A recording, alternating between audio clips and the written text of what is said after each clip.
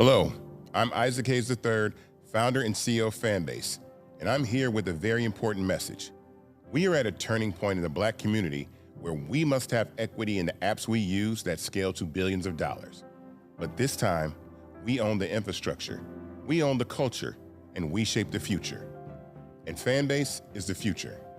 Fanbase combines the free functionality of Instagram, TikTok, and YouTube into an all-in-one platform built for the evolution of social media and monetization. With over 1.4 million users, that's real proof that we are shifting the conversation of tech ownership and equity for creators. So right now, I want you to go to startengine.com/fanbase and invest today. The minimum to invest is $399. That gets you 60 shares of stock in Fanbase at $665 a share. This marks a turning point in Black ownership of social media. If we don't take this opportunity to own social media right now, we will always be customers to our own creations. And that can't go on. So once again, go to startengine.com/fanbase and invest today. We must own the platforms where our voices live, our stories matter, and where our culture drives the world. Thank you. Folks, Black Star Network is here. Hold no punches. I'm real revolutionary right now. Support this man, Black Media. He makes sure that our stories are told. Thank you for being the voice of Black America, Roland. Stay black. I love y'all. All momentum we have now, we have to keep this going. The video looks phenomenal. See, this difference between Black Star Network and Black-owned media and something like CNN. You can't be Black-owned media and be scared. It's time to be smart. Bring your eyeballs home. You dig?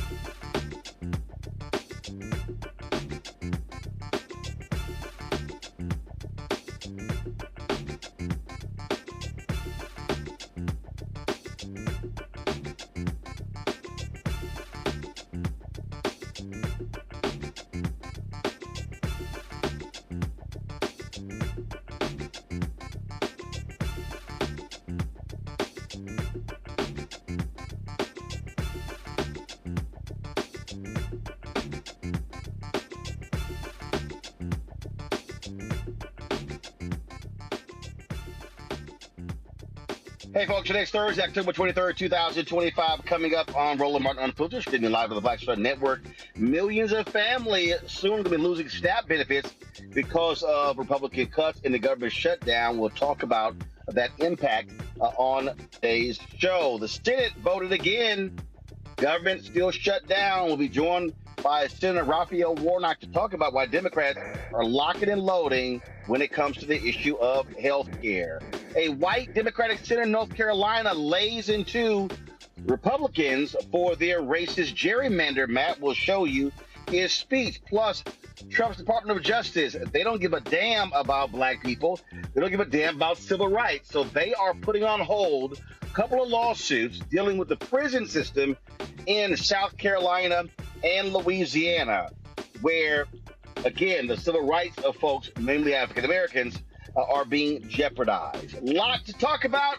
Also, Alpha Phi Alpha Fraternity Incorporated investigating a case of alleged hazing at Southern University. We'll tell you about that as well. Delta Sigma Theta, one of their national presidents, Dr. Pauline Walker, passed away. Her mega service is being held today.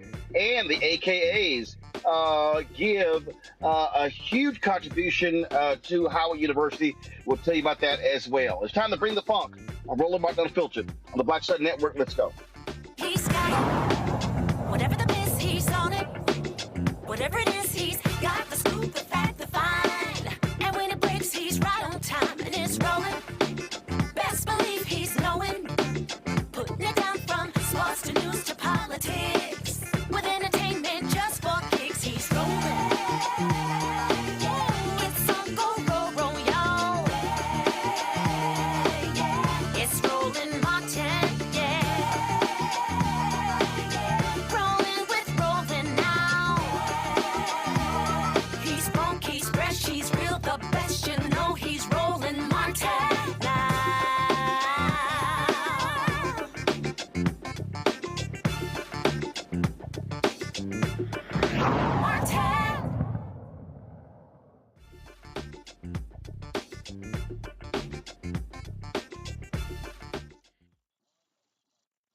Hey, folks, day 23 of the government shutdown, and it's impacting everyone. SNAP benefits are really going to be impacted. Some 40 million Americans that depend upon SNAP benefits could be facing delays. Washington has to resolve the shutdown, or that money is not going to go out, and people will be going hungry. Peggy Bailey is Executive Vice President of Policy and Programs at the Center on Budget and Policy. Peggy, glad to have you on the show.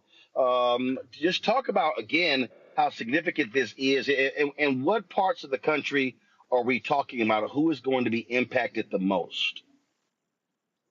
Sure. Thanks for having me here. So it's the entire country that's going to be impacted by this. Like you said, it's about 40 million families, people in families that depend on SNAP benefits. We're talking about 10 million Black people that depend on SNAP, around 10 million Latinx folks that depend on SNAP. And it's not about red or blue America or Democrats or Republicans. This is people across the country who have their SNAP benefits under threat right now. And it's not necessarily because of the shutdown, right? There are contingency funds available for USDA, the Department of Agriculture, to put these benefits on people's SNAP benefit cards so that they can have food in the month of November. And it's not just a choice that the administration has. This is by law. The administration should be making these benefits available to families for next month. Well, let's be real clear. Republicans, they want to cut SNAP as much as they can. So that's been their goal. Well, it is really unfortunate that in the reconciliation bill that passed in July, that's exactly what Congress and the administration did. They not only are trying to restrict benefits to people, but shifting a lot of costs to the states, and which is going to put SNAP at risk for people. They may not have food assistance if their state can't pay the additional costs that the federal government has just unexpectedly thrown at them. That'll start to build up for them next year. Okay, so for people who don't quite understand what we're talking about, because when you listen to Republicans talk about this, they make it sound like that people are just getting fat off of SNAP benefits. What's the average SNAP benefit of a family in this country? The average SNAP benefit is about $6 per person per meal. So no one is getting rich off of SNAP, where SNAP just helps people meet their basic needs of food. And not only just that, we know that if a family has to choose between food and rent or medicine, SNAP benefits can be the foundation for helping a family just be able to make it through any day and avoid evictions. Okay, so you said $6 per person per meal, but how much are we talking about per month or per week, so people understand what we're talking about here? Sure. So if you take the average family of three, oftentimes a single mom and two kids, you've got then you've got about what's that, like $18 times three. So you've got close to $50 that a family might have in a day. So you're talking about just a few $100s a week that families have to buy groceries. And the reason I wanted that number, because again, the perception, the way it's described, it's like, oh my God, these people are just stealing from the program. And you hear our Republicans yell is waste, fraud, and abuse, waste, fraud, and abuse. And my understanding is that the SNAP program has one of the lowest fraud abuse rates out of all government programs in the country. Right, exactly. Republicans try to make it sound like there's all these errors and mistakes in SNAP, but that's a misnomer. Actually, what states are doing is tracking when people might accidentally put in the wrong information in the website, or their benefits get calculated incorrectly, but states correct for those in almost real time. So there's not a bunch of waste, fraud, and abuse. The worst thing that happens actually is what we call EBT card skimming, where where criminals are taking money away from families who need help because they're able to skim off of the debit cards that families use. And states are finding ways to prohibit that. And we think the federal government should do more to back up states to protect families against that kind of fraud. But it's not the families in need that are causing any problems. At worst, it's these folks that are skimming EBT cards that we can also do more to protect against. And one of the other things that are frustrating, we talk about again how this is framed, is when you listen to their complaining, then it's like, well, they shouldn't be buying soda, they shouldn't be buying chips, and you're like, and it's like, whoa, they were buying shrimp and lobster. I mean, how elitist and arrogant it is, because these are the same folks who fought the Healthy Initiative of First Lady Michelle Obama. So now all of a sudden it's, oh, now we care about nutritious meals. Exactly. It's just trying to create barriers for families that are simply trying to eat on a given day, and putting and also, you know, there's some racism underneath that of trying to say that these families don't know how to properly feed their families, don't know what proper nutrition is, and therefore we have to make sure that they do that, and we have to be and we have to tell families how they're supposed to eat. It's ridiculous. It's just ridiculous. Why do we make poor families jump through these ridiculous hoops to prove that they need assistance or to prove that they know how to take care of themselves? We've been taking care of ourselves for hundreds and thousands of years, and we'll keep doing it. And we don't need to be told by the government what we can and can't eat. Absolutely. So what is the drop date? Is it November 1st? So November 1st is where we're most concerned. And then the administration needs to act now and stop playing with folks and their food. They can say right now that they can use the contingency reserve fund to fill in the gap for November to help families be able to eat. Now, the administration has said that there's not enough money. We need about $8 billion to fill in the gap for November. And there's not enough money in the contingency fund. But the administration also has other tools, and not extraordinary tools that are still within the Department of Agriculture to be able to transfer funds to SNAP so that families will have their full benefits for November. But November 1st is the deadline that we're looking at right now. Okay, when you said $8 billion? It's about $8 billion a month for SNAP benefits. So the administration needs to fill an $8 billion so basically, the $40 billion we sent to Argentina could fund the program for the next 5 months. You know, and they don't even have to do anything that extraordinary. All they have to do is use the funds that are available in the Department of Agriculture to fill in that gap. All right, then. Well, Peggy, we appreciate it, and we'll see what happens. But it's not like this administration gives a damn about poor people. They've shown that repeatedly over and over and over again. Thanks a lot. All right, appreciate you raising up this issue. All right, folks, going to go to a break. We'll be right back. Roland Martin Unfiltered right here on the Black Star Network. Back in a moment.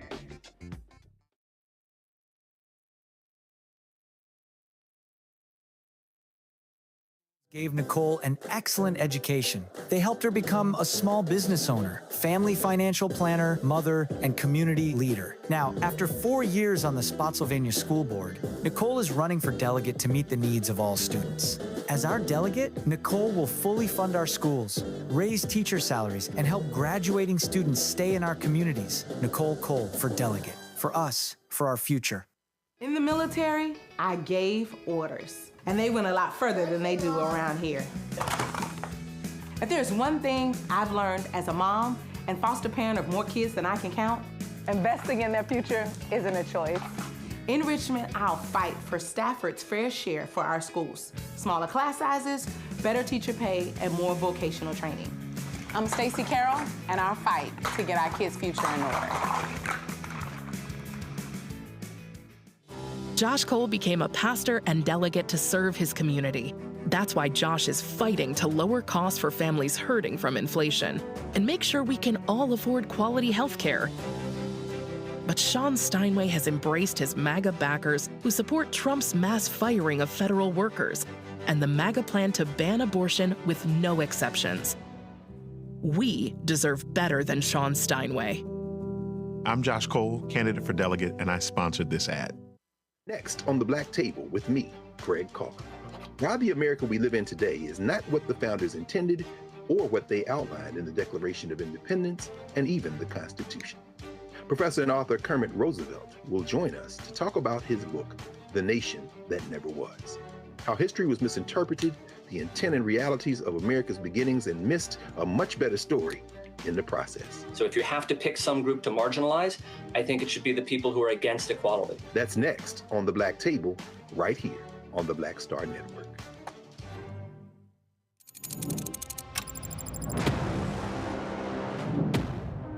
Afrotech, it's a lot of beauty, a lot of brilliance, a lot of intellect, a lot of innovation. Companies that are most diverse are more profitable. We're getting culture, we're getting community, we're getting the best of the best. Not only are we here to greet each other, but we're here to network and to elevate each other. Everybody from all the major tech companies here, and that means that now everybody's in the same domain.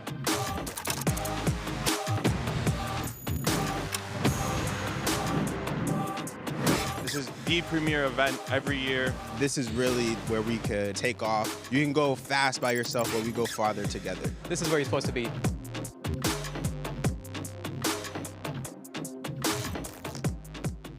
Hatred on the streets, a horrific scene, a white nationalist rally that descended into deadly violence. White people are losing their damn minds. As an angry pro-Trump mob storms the U.S. Capitol, we've seen shooting. We're about to see the rise of what I call white minority resistance.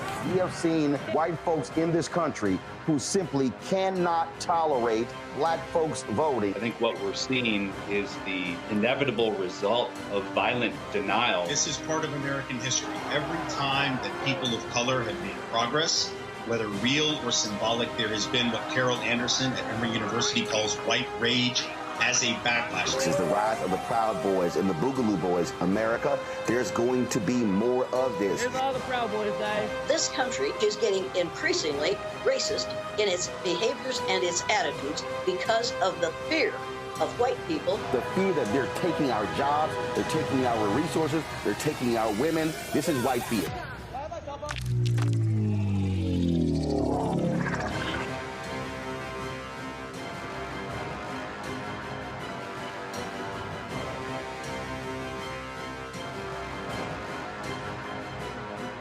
Said the quiet part out loud.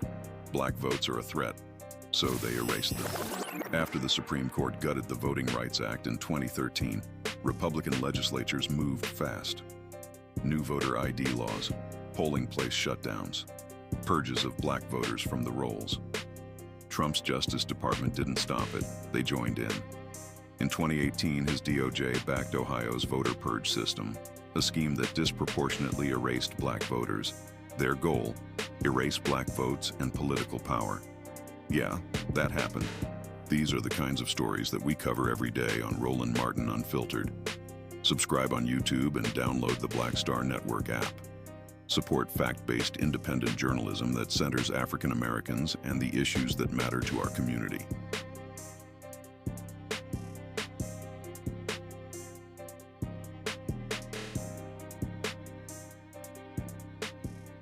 Now that Roland Martin is willing to give me the blueprint, hey, Ross, I need to go to Tyler Perry and get another blueprint because I need some green money. The only way I can do what I'm doing, I need to make some money. So you'll see me working with Roland. Matter of fact, it's the Roland Martin and Cheryl Underwood show. Well, should it be the Cheryl Underwood show and the Roland Martin show? Well, whatever show it's going to be good.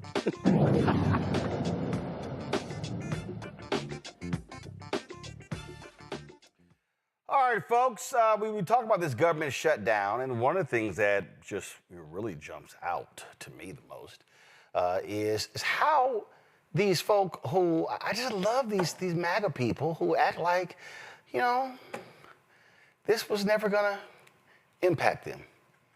Take National Park Service mechanic James Jones.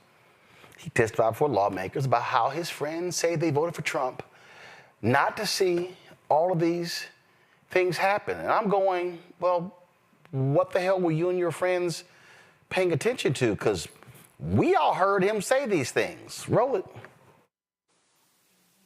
My district went for Trump both in 2016 and 2024, and a lot of my friends supported him. But lately they're saying, I didn't vote for this.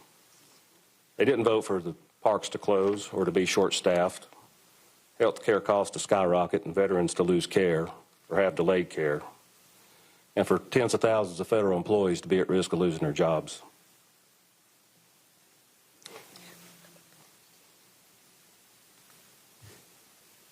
Another thing I want to address is the unconstitutional executive overreach of this administration. I asked the Democratic Party to defend and support public services through adequate funding established by Congress and ensure those funds are spent efficiently and wisely and protect the power of the purse. As I said earlier, I'm an AFG member, Local 446. I would love this party to defend our unions and our collective bargaining agreements that this administration has sought to destroy and eliminate. In fact, it's even in the law. 5 U.S.C. 71, Congress found that collective bargaining safeguards the public interest, contributes to the effective conduct of public business, and facilitates and encourages the amicable settlement of disputes between employees and their employers concerning conditions of employment. Congress has determined that labor unions and collective bargaining in the federal service are in fact in the public interest. I ask that we could pass legislation that reverses Trump's executive order terminating collective bargaining agreements with agencies as the VA, such as the VA, the DOD, EPA, and so on. Protect official time and the use of agency facilities for union officials to represent employees as outlined in many collective bargaining agreements, and protect payroll dues deductions that this administration has eliminated. All your friends and neighbors, I didn't vote for this. You did. You just didn't think it was going to impact you. You thought it was going to be them black and brown people. All right, y'all, my panel. Reese Colbert, host of the Reese Colbert Show, Sirius XM Radio, Washington, D.C. Dr. Greg Carr, Department of Afro-American Studies at Howard University out of D.C. And also alleged gumbo queen, Dr. Nola Haynes, Georgetown University School of Foreign Service, D.C. as well. Why does Sourpuss look? I don't understand why. I'm just waiting for it. Why your lip all turned up and everything? Golly, I mean. When you made me last, I knew it was coming. So just go ahead, get on. What you mean when I made you last? Why? You have to go first? No. Let's just get to the news. No, I'm just saying, what? But it's three people. I mix it up. Reese go first. It's three people. Greg in the middle. You last. You may be first. Reese last. So mix it up. Yeah. Okay. So touchy. So touchy. All right, Reese, I'll start with you. Since the gumbo queen want to go there, I'll start with you, Reese. This is what keeps cracking me up. I don't want to hear jack from these people. I was like, oh my God, this. We didn't vote for this. I mean, all the podcast bros, all Andrew Schultz and Theo Vaughn, and this is not. Oh, Theo. Oh, your dad's Nicaraguan. Oh, so now you recognize that? So all these different people, all these Cubans out here. Trump's like, yeah, y'all can go to hell too. Okay, cutting off benefits. Y'all can't send money back. Now y'all sitting there whining, complaining. Oh, you're Venezuelans. He think all of y'all are drug dealers. And a bunch of them voted for him in Florida. So I really don't give a damn. Look, I'm going to go a step beyond. Have the day you voted for, bitch, and say have the job you voted for, have the meal you voted for, have the freedom you voted for.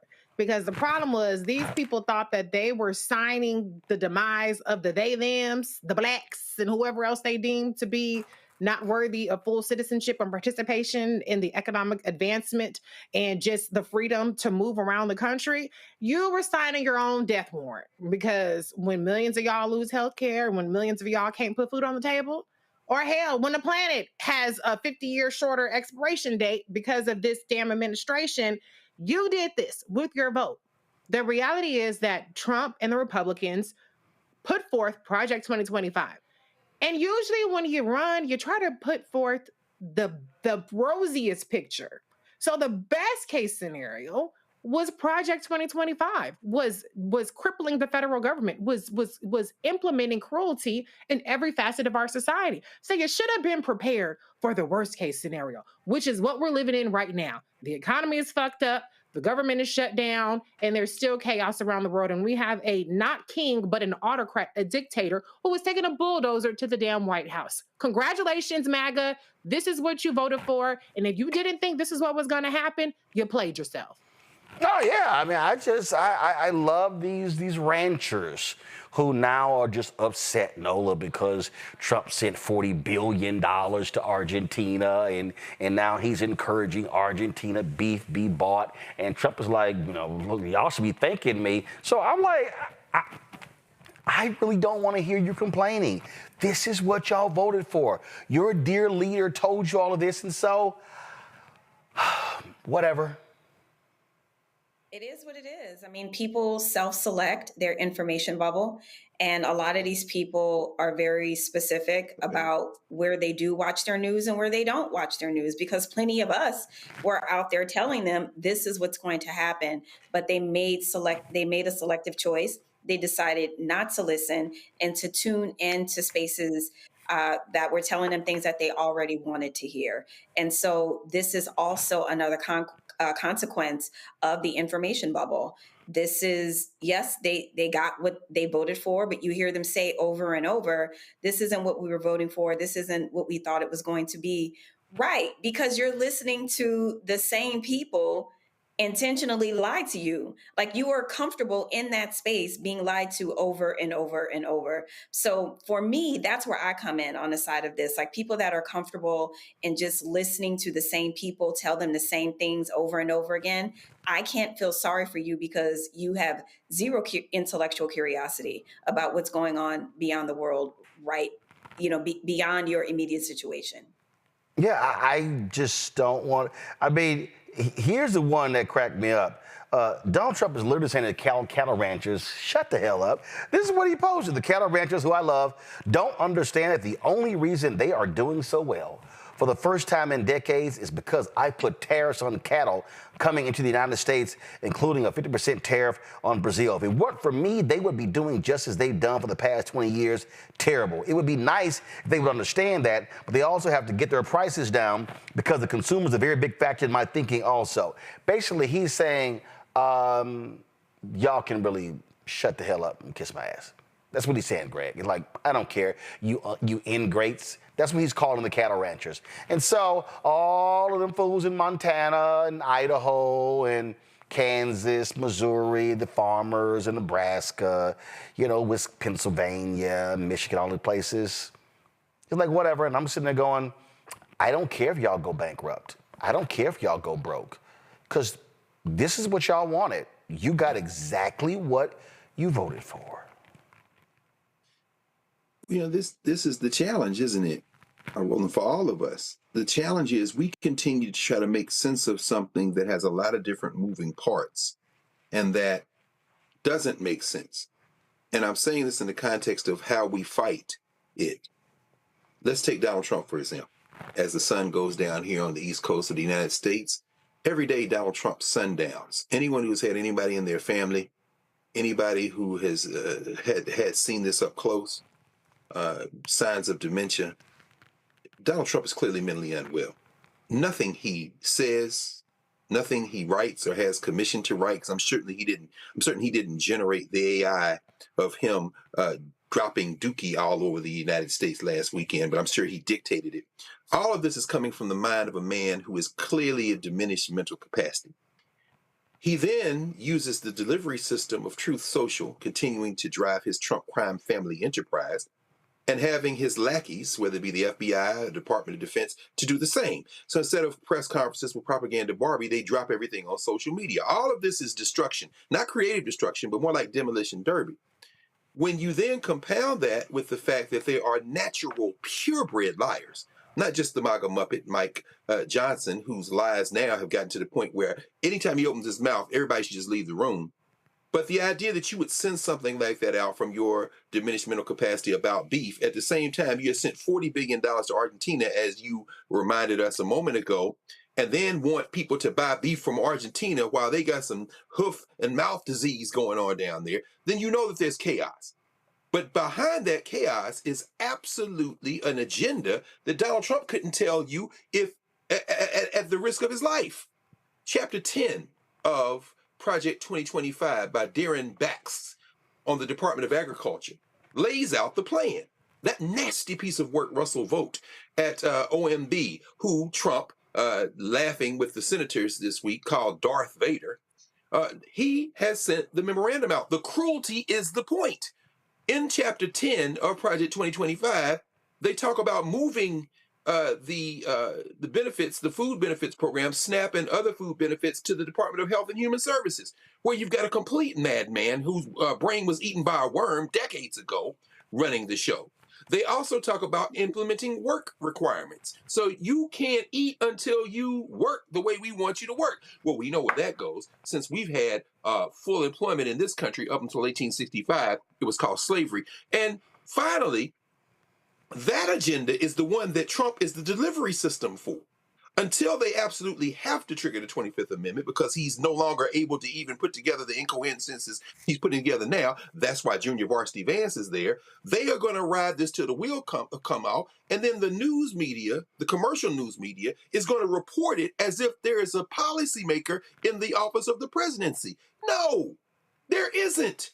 And they're willing to have some collateral damage, including the literal collateral damage of destroying the East Wing of the White House on the way to their agenda. But we shouldn't be distracted by all this ranting and raving. That's not news. That's a sick man that needs to shut up. Oh, I just love all of the double talk. Oh, listen to this one right here. So I'm very happy about that. We're going to do something very quickly and easily on beef to get it down. The ranchers understand that. They're so happy for what I've done. I saved them. I don't think you'd have any beef in this country if I didn't do that. So we're very proud of that. Yeah, Brian? How did you say them? I'm not quite so sure. Then, of course, you had the chief White House, the liar in chief, Carolyn Levitt. She actually, oh, no, what? Before I go to her, I just, I don't drink, but I don't mind MAGA wine. So let's go ahead and listen to one of these farmers, these ranchers from Nebraska with this, you know what, let me just go ahead. Where my hat at? So let me see, I'm just going to go ahead and, I'm just going to identify with him. Let me go ahead and just get my hat. Since these little cattle ranchers, they sitting here, they show up on TV, with the sun setting right, hitting the face, and they just looking all country. Let me go ahead and just play one of these, y'all. Here we go. Well, I don't think it's a good idea. I think probably what you've heard a lot today is we should just allow our markets to dictate the price of beef, and there's a lot of factors in that. I think most people out here have the view that the government should just be pretty limited and not kind of meddle in the free markets. Oh, so y'all want those nice free market governments. That's what y'all voted for? Trump gave y'all those free markets? Really? Okay. How are those free markets working out for you? Especially when he hooked up Scott Bassett's buddies in Argentina, who were going to lose their shirts with that $40 billion bailout. So let's just go ahead and see the chief liar of the United States, Carolyn Levitt. Here we go. Well, listen to this. Ranchers who supported the president's election have raised some concerns about plans to import food from Argentina. How will the Trump administration support those farmers? Look, the president hears those concerns. He addressed them yesterday himself. President loves our ranchers, and our ranchers love our president. And in fact, the president did a lot for them in his first term here. They are struggling because of the many horrible policies of the previous administration. Here we go. Let's put it on Biden. I don't recall the tariffs being what they were under Biden-Harris, so it's a little hard to pin the blame on them. And, oh, look what he did for them last time. Last I checked, we had to bail out farmers to the tune of some $25 billion, Reese, in the last term. So, yeah, he screwed the idiots then, and they still voted for him a second time. Well, first of all, a lot of this is karma because these same white farmers, they were the ones who sued to block the long overdue help that black farmers were supposed to get under the Biden-Harris administration. So y'all could go to hell. How about that? But last I checked, I had plenty of steaks under Joe Biden. I didn't hear the ranchers complaining about not being able to sell their beef around the country, around the world, rather. It is Donald Trump's heinous tariff policies where he has declared global economic warfare on every other economy by slapping on these arbitrary so-called reciprocal tariffs. And guess what? Other countries have economic power as well, and they told U.S. farmers, go to hell. We'll get our beef from other places. And so all of this is a crisis completely manufactured by Donald Trump. But you know what?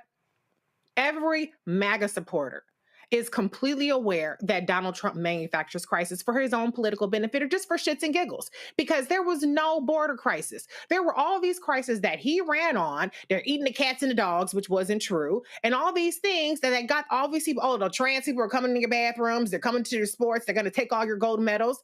They love to be lied to. They love fake problems. Well, you have a problem when a president who creates problems that don't actually exist, and then he creates solutions to these problems that don't actually exist that fuck up what we already got going on. And so all of this is because you have a president, to Dr. Carr's point, is mentally diminished, but is running the ship. The inmates are not supposed to run the asylum. The nurse, the patient is out, except for there is no fucking nurse because the Republican Party is completely neutered. They've abdicated their oversight role, whether it's the Supreme Court, whether it's the Congress. And so the patient is running the whole country into the ground. And unfortunately, when that patient is the most powerful person in the world, everybody suffers. But the people who are shocked by this are the main ones that thought they were going to be just living high off the hog. Well, you are dumb because, as you like to say, Roland, hashtag we tried to tell you. You know what? I just sometimes don't mind listening to stupid. Let's go and listen to stupid right here. They're stupid. This man. Farmers, are they going to be getting support from you soon? And yeah, well, they do. So what's happened, you could say with that, you could say with beef, with all of it. The beef, the ranchers, let's say, who have done a great job, have lost their shirts for many, many years. They've really been decimated. And I helped them a lot. I put tariffs on things coming in to the country, including beef. And that gave them a chance to finally have a decent industry. We are going to be talking to them. They're great people, but they've been hurt for 25, 30 years. They've been losing because other countries have taken advantage of them. And by putting tariffs on, they've been able to make a few dollars. They've been able to have an industry. But I also want to keep the beef prices low.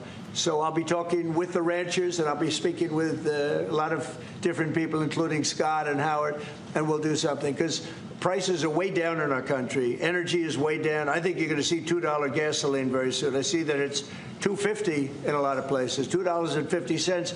We were heading to $5, $6, and $7. I got to stop that bullshit because he just lying. He lying his ass off.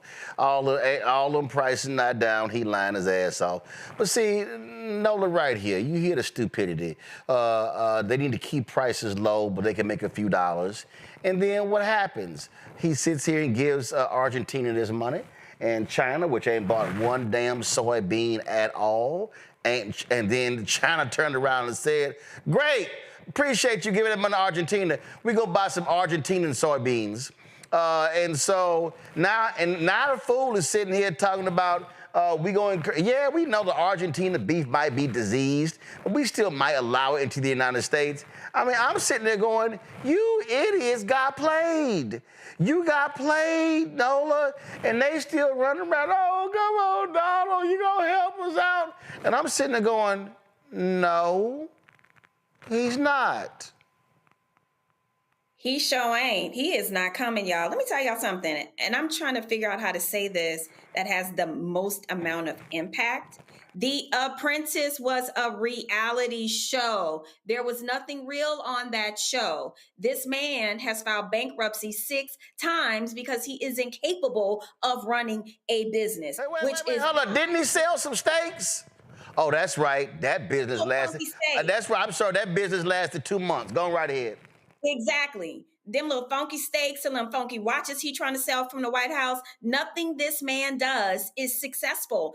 And if you need more evidence, look at his friends, everyone who gets close to him, because this man is literally a black hole, they get destroyed. There is nothing in Trump's past, there's nothing in his actions that says, I care about people. All he care about is making money, and then making money and laughing in your face. That is what this man is doing. He is laughing in the face of farmers as he is sitting there in the White House with all that nasty, tacky ass gold, lying on these people as if they can't pick up their phones and say, well, actually, no, that's not the truth. Because Donald Trump lives in an information bubble that tells him his lies are the only things that are getting through. But that's why we are here, to counter these lies. But if I was a farmer, I would definitely feel the way right now how that man is lying on those people's names as they are losing everything because of his poor governance and his poor, destructive, on-the-fly policy making. You know, Greg, I think these maggot farmers should just sit here and take themselves a nap for the next 3 years. That's cold-blooded, brother. That's cold-blooded. You know, I mean, I echo everything that Nola just said. You know, yesterday, the National Cattlemen's Beef Association CEO, Colin Woodall, released a statement that said his organization, quote, cannot stand behind the president while he undercuts the future of family farmers and ranchers, end quote. Well, Colin, you can go to hell. Folks, learn how to grow your own food, because this is going to get worse before it gets better.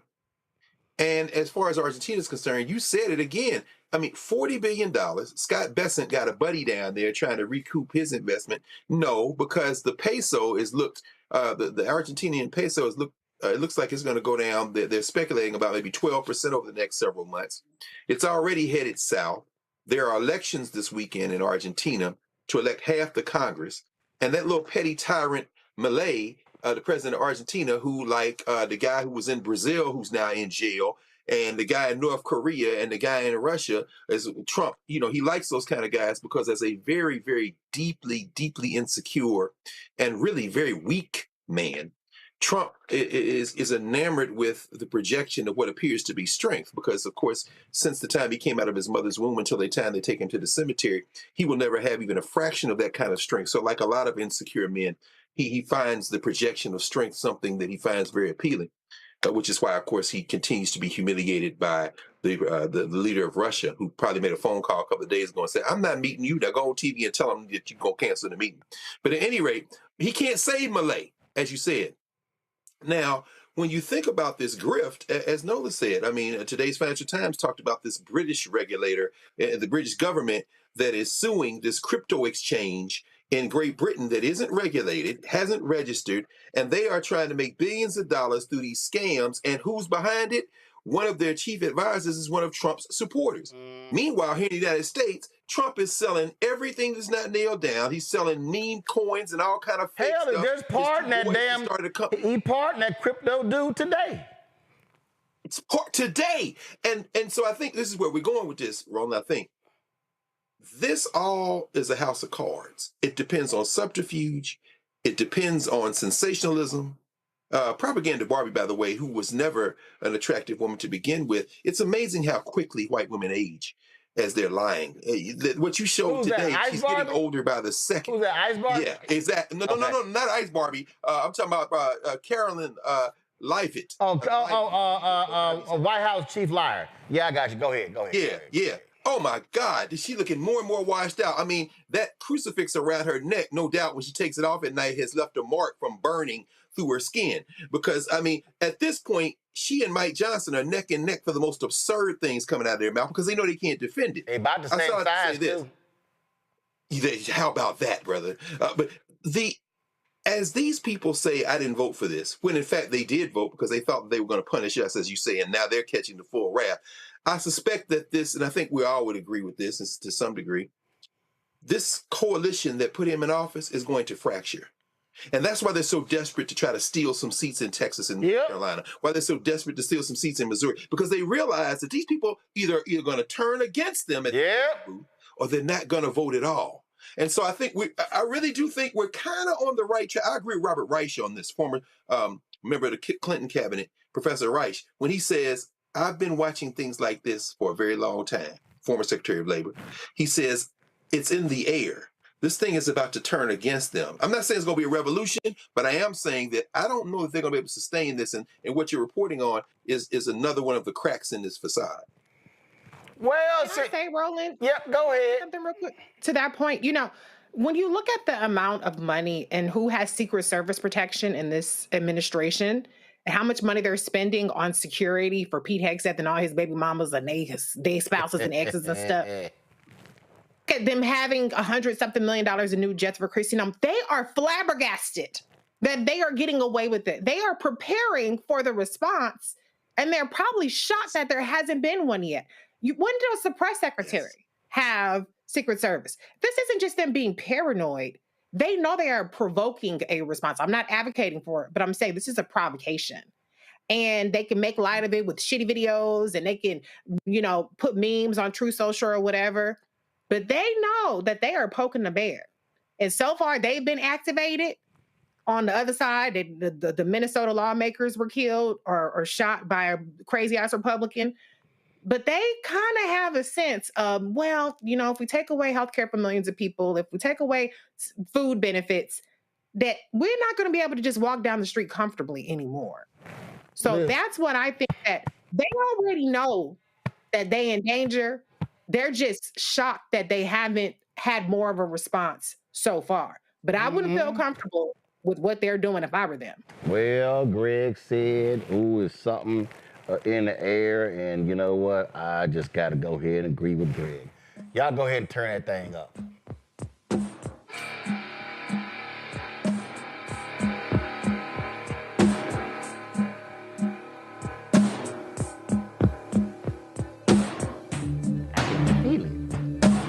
I can feel it, y'all. There's something in the air. I think Phil Collins nailed that thing. That's right. They know they about to get booted out. Don't y'all understand? I see another crying white person every day. I can feel it. This shit is so damn crack. This don't make no sense. Why is he saying that? I've been waiting for this moment all my life. Can you feel it coming in the air tonight? I can feel it. Let me go ahead and go. I'll be right back. I'll be right back.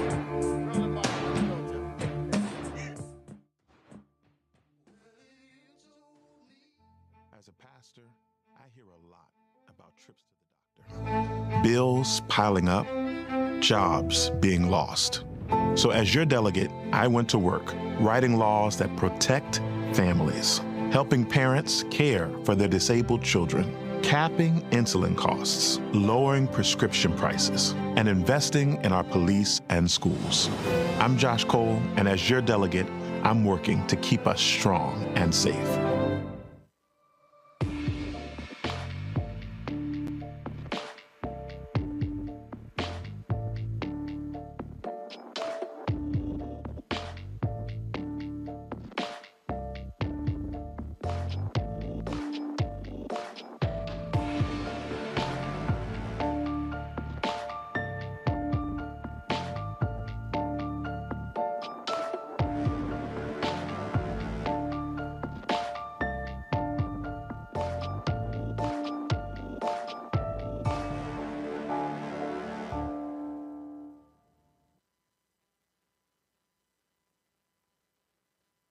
How you doing? My name is Mark Curry, and you're watching Roland Martin, unfiltered, deep into it, like pasteurized milk without the 2%. We getting deep. You want to turn that shit off? We're doing an interview, motherfucker.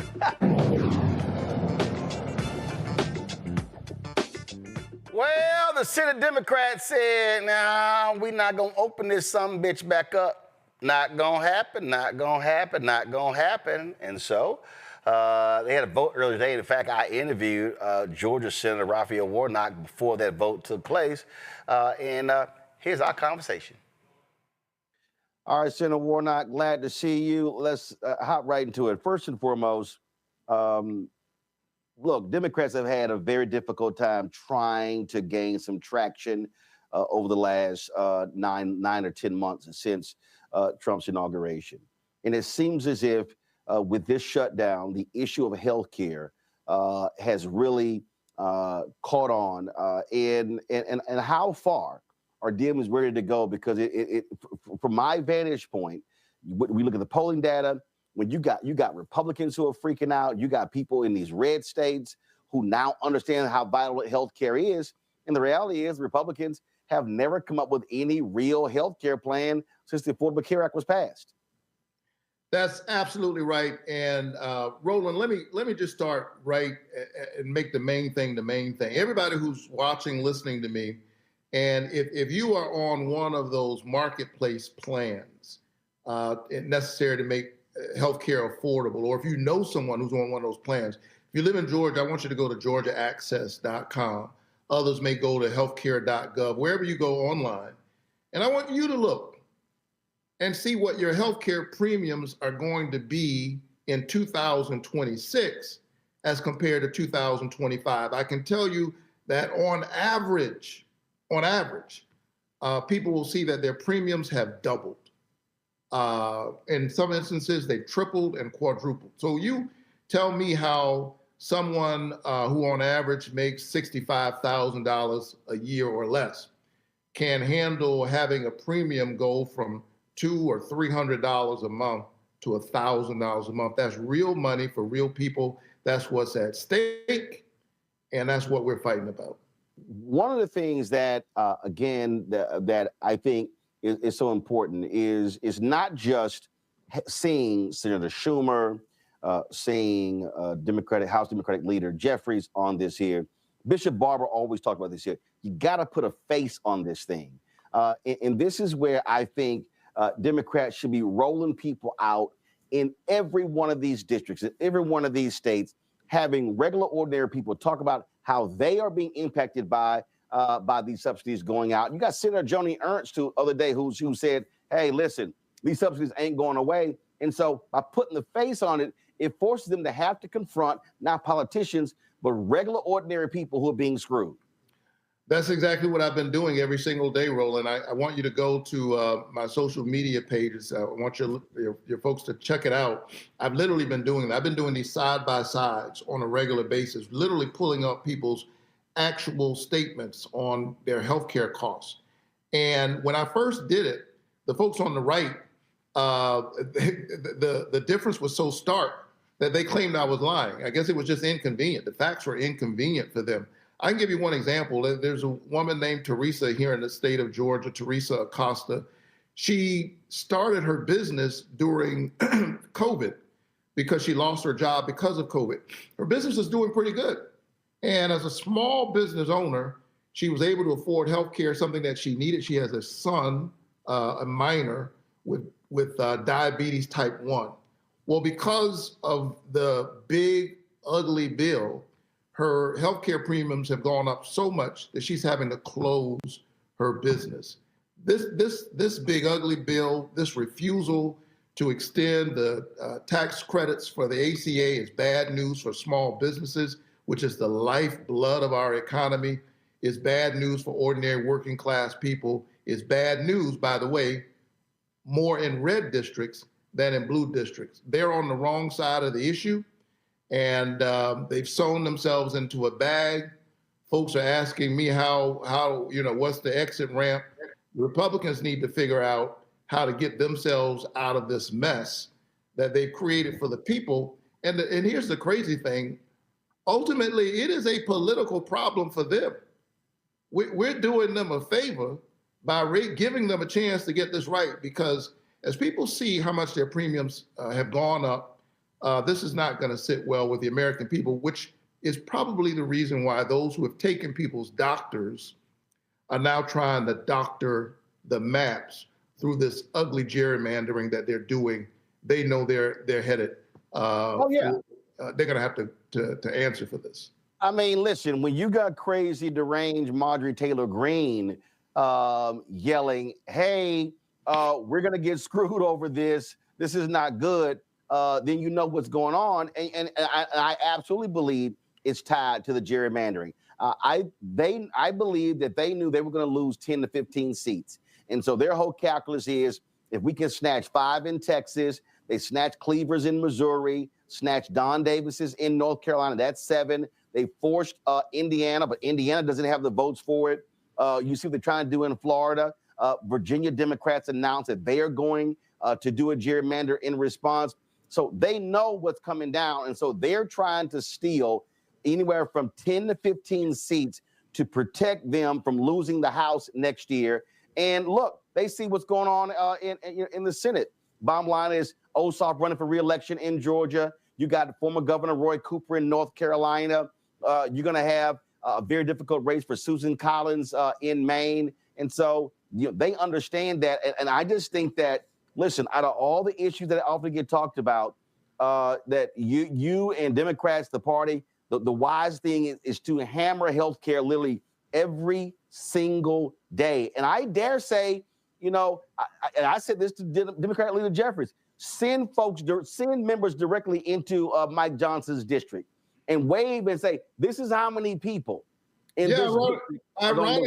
Ironically, his own district is one of the clearest examples of the pain that they are literally causing.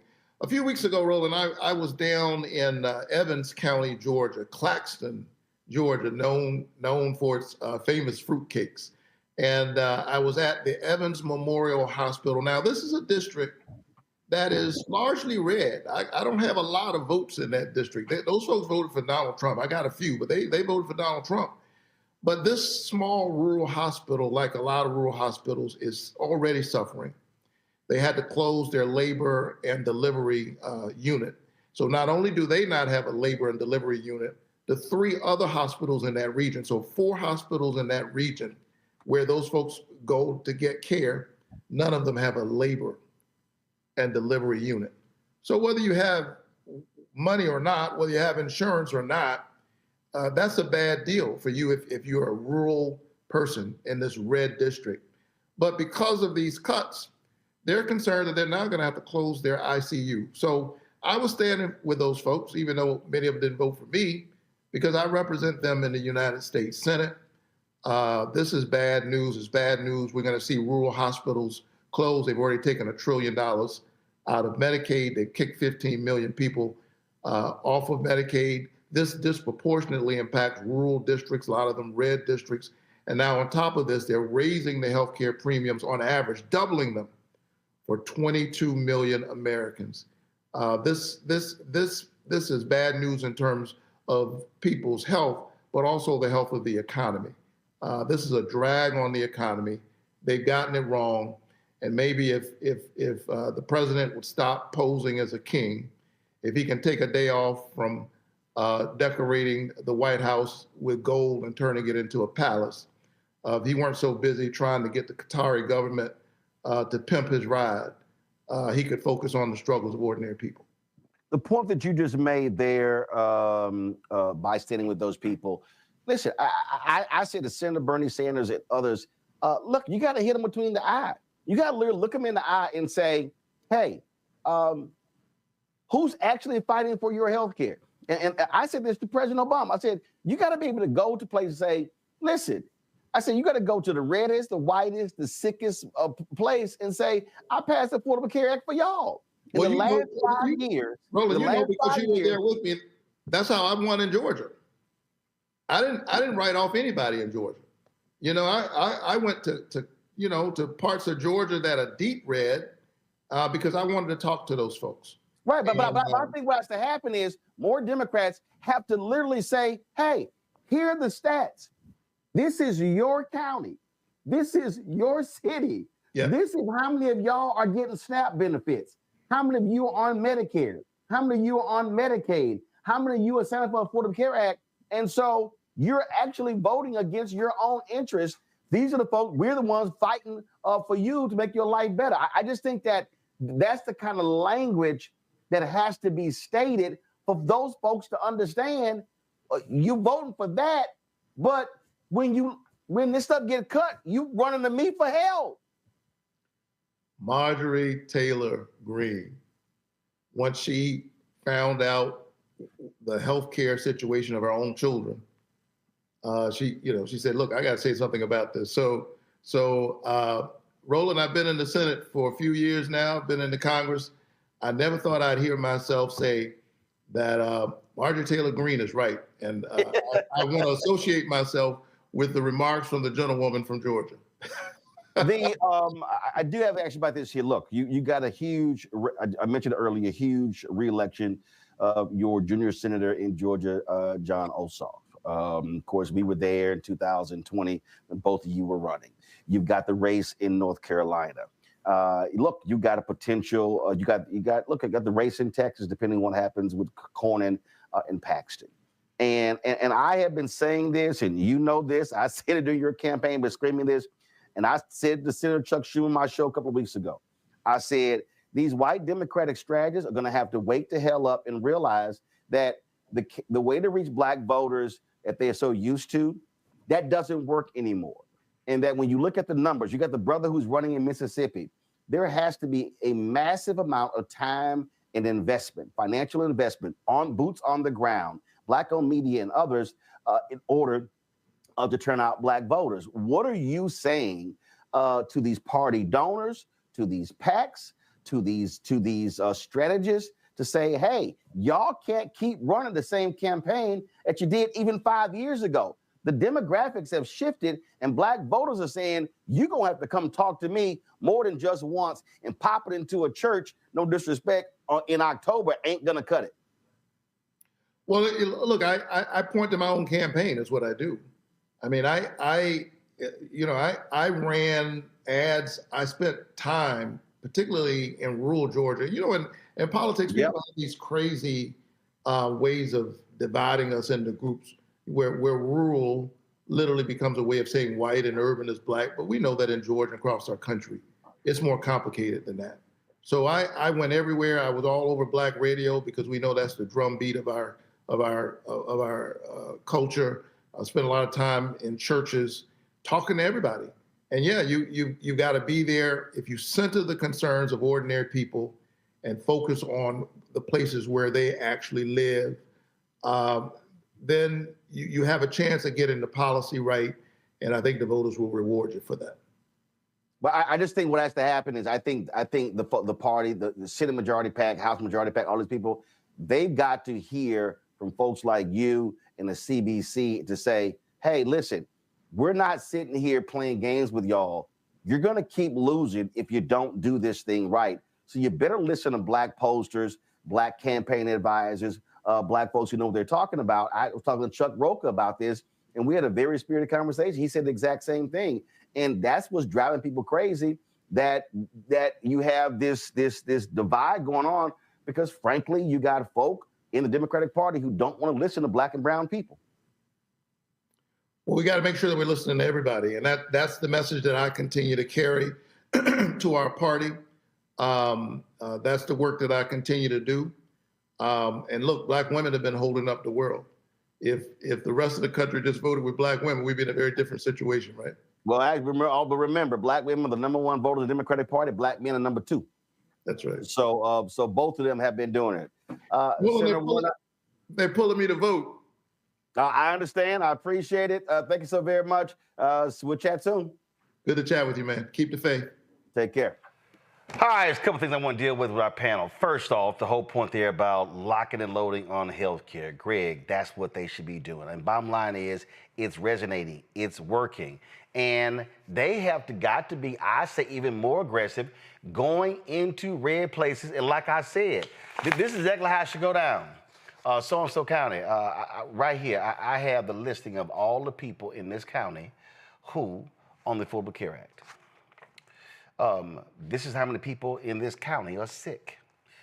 This is what the median income of this county is. And I go down the line and literally say, this bill here was passed to help y'all. Democrats did that. Affordable Care Act, the Democrats did that. I would literally, that's how I would do it. And I would literally sit there and say, okay, so I just want to know, we did all this stuff for you, but this is your U.S. Senator. This is your congressperson. This county voted for Trump. Clearly, those folks ain't got your best interest at heart. That's right, Roland. And we do see cracks in the facade. Now, let's be very clear. The United States of America is a criminal enterprise. It's always going to be that. With that having been said, there are racists, purebred racists, in this government and by the millions who voted for this racist, and they will pick their whiteness over their life. But as we know, there are others who won't, who will blink because they're hungry, because they don't get any benefits anymore, because they are suffering. And I think you're absolutely right. We saw Jesse Jackson do this in 1984 and 1988. We all remember those scenes of him with migrant workers in California, with coal miners in West Virginia, going into Appalachia. That's what the Rainbow Coalition ultimately was attempting to build. And of course, at that time, you have soft white nationalists in the Democratic Party, Bill Clinton, Joe Biden, others who moved to get that DLC in place to kind of stop that tidal wave. Well, this is in some ways a reckoning to what could have been built in the late 60s with Bobby Kennedy, in the 80s with Jesse Jackson, and even in some ways Bernie Sanders, and just across the political spectrum. But it comes down to this. The reason they won't listen to what you said, what you have been saying, the reason they won't listen to the obvious evidence that you can build that kind of multiracial cross-class coalition, which you see out there with Ocasio-Cortez and Sanders and others, the reason they won't listen seems to be the same thing you've been saying over and over again. There is a consultant class who frankly doesn't care because they're going to make their money. They have to have their political backs broken. And the messaging, as you say, is crystal clear. Senator Warnock was one of the co-sponsors of the bill that was introduced in the Senate today, the True Shutdown Fairness Act, Senator Mark Warner out of Virginia. And they said, pay all the federal workers, pay the military, pay the essential personnel, pay everybody. And then they say in the legislation, nothing in this bill can be construed as nothing in this bill can be used to lay workers off or engage in a reduction in force. It is a straight war against Russell Vogt and this tiny group of religious zealots. This isn't about economics and policy wonks. No, they are religious zealots when you understand who wrote Project 2025 and what they're after. They want a white Christian nation. You can turn enough non-black people against that, the hungrier they get, and the messaging has to be as clear as you have articulated. But you got to get rid of that consultant class. You got to get rid of that talking head class because they don't care who wins as long as their check clears. I think that might be the biggest impediment, but I could be wrong about that. But well, that's why I made that point. And again, if you don't understand how you have to attack, this is called attack, Reese. It's attack. You stay on the attack, and you got to be willing to go there. And so that's where Ken Martin should be.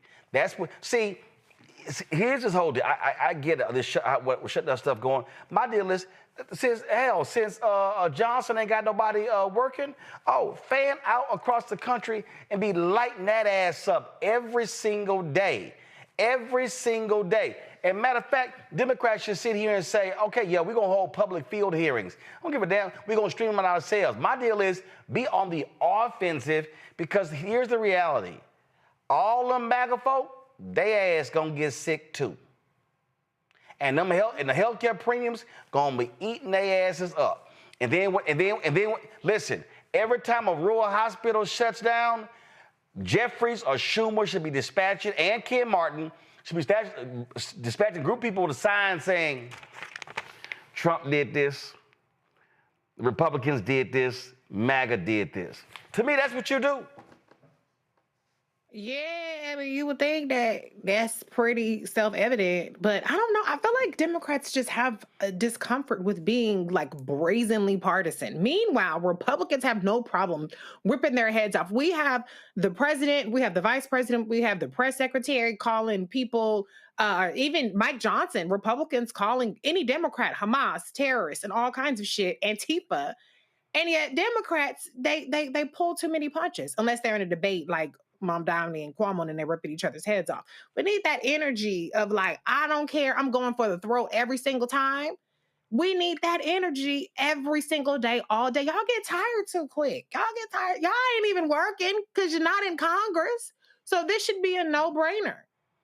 But I don't see the fighting spirit in enough of them. There are some select few that we highlight all the time, but there needs to be constant, relentless work on getting the message out. I was one of the people that during the election, mind you, 2024 said, why are you guys not running on healthcare?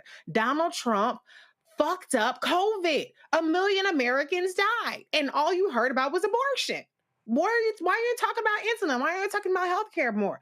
Healthcare has always been a winning issue for, well, not in Obamacare, but now it's been a winning issue for Democrats since 2018, when McCain not overturning Obamacare and people wanting to protect it got them back the House in 2018. And so I just don't understand why they don't have the discipline to keep hammering home this message. And they have to hammer the message beyond just people who would be directly impacted. They have to know how to connect the dots with the fact that if you have fewer people buying health insurance because there aren't subsidies, then that insurance costs go up for everybody. 90-something% of the country is going to experience higher premiums if these subsidies don't lapse. The same way that if people lose Medicare coverage or Medicaid coverage, then that's going to increase your bills as well. There needs to be a more multifaceted, relentless campaign that drives home the fact of what these healthcare issues are at stake, because it is a winning issue for them. People are supporting them,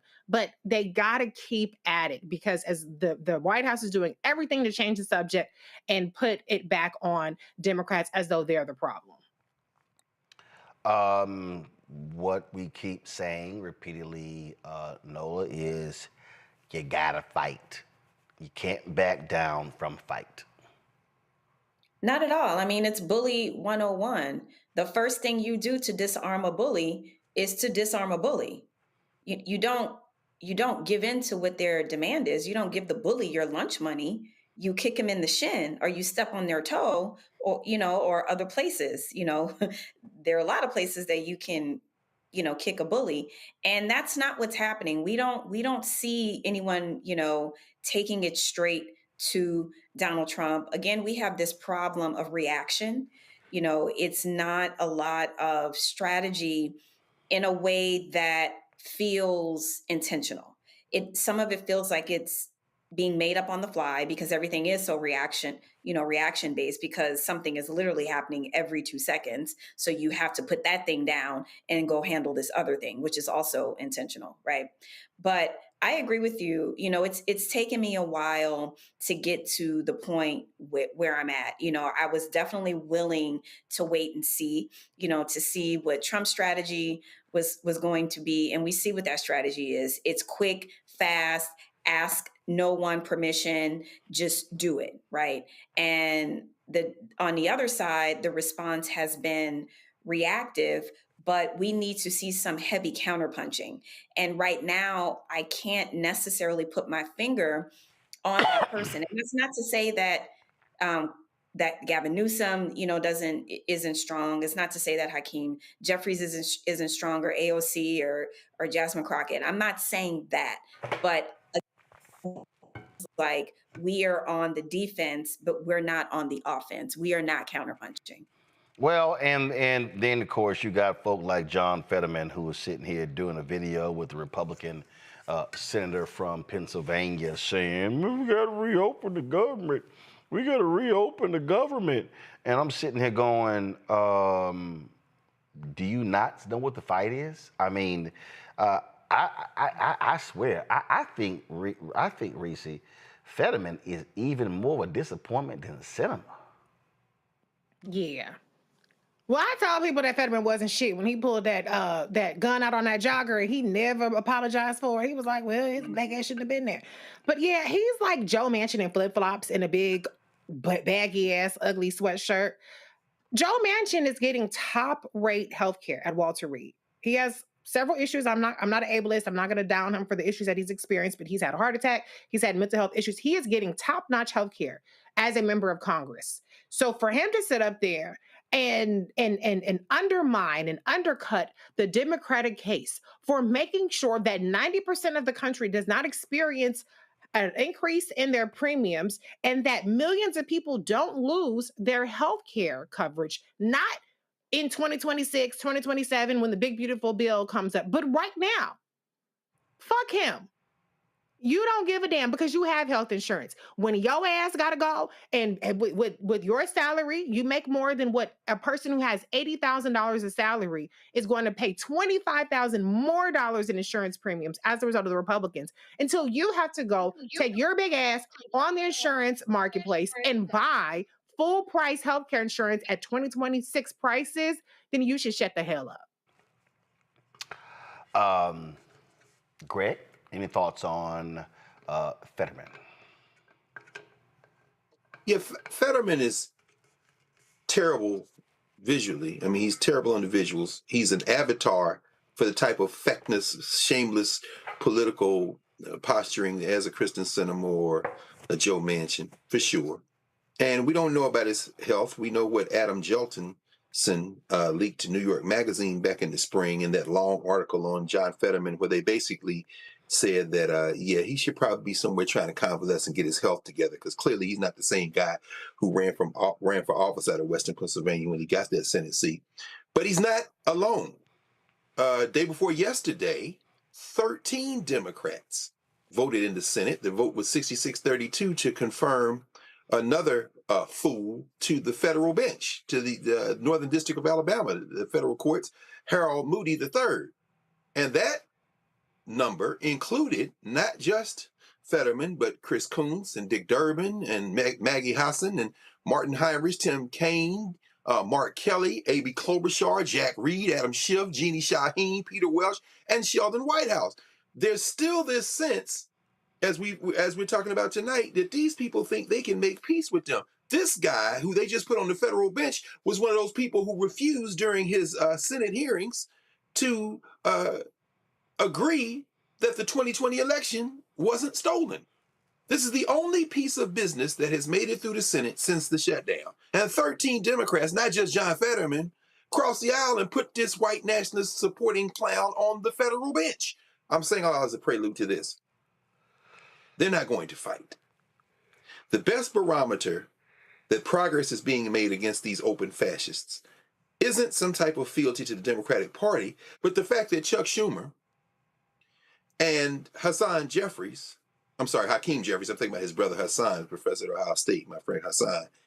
Hakeem Jeffries have stood firm. Why is that the best evidence? Because Hakeem Jeffries is a wholly owned subsidiary of his donors, and he ain't never gonna take a risk. He's getting a little husky now because they attacking him, and then this guy threatens his life. And of course, Kash Patel is more interested in going to Wizards games and making a big splash by trying to put Chauncey Billups in jail than he is doing anything to protect him, but protect Jeffries. But they have taken a strong stance because the people, the voters, and more importantly, the vast majority of people in this country, whether they vote or not, are turning against these fascists. So the best barometer we have of whether or not Democrats are going to fight, ironically, isn't the Democrats.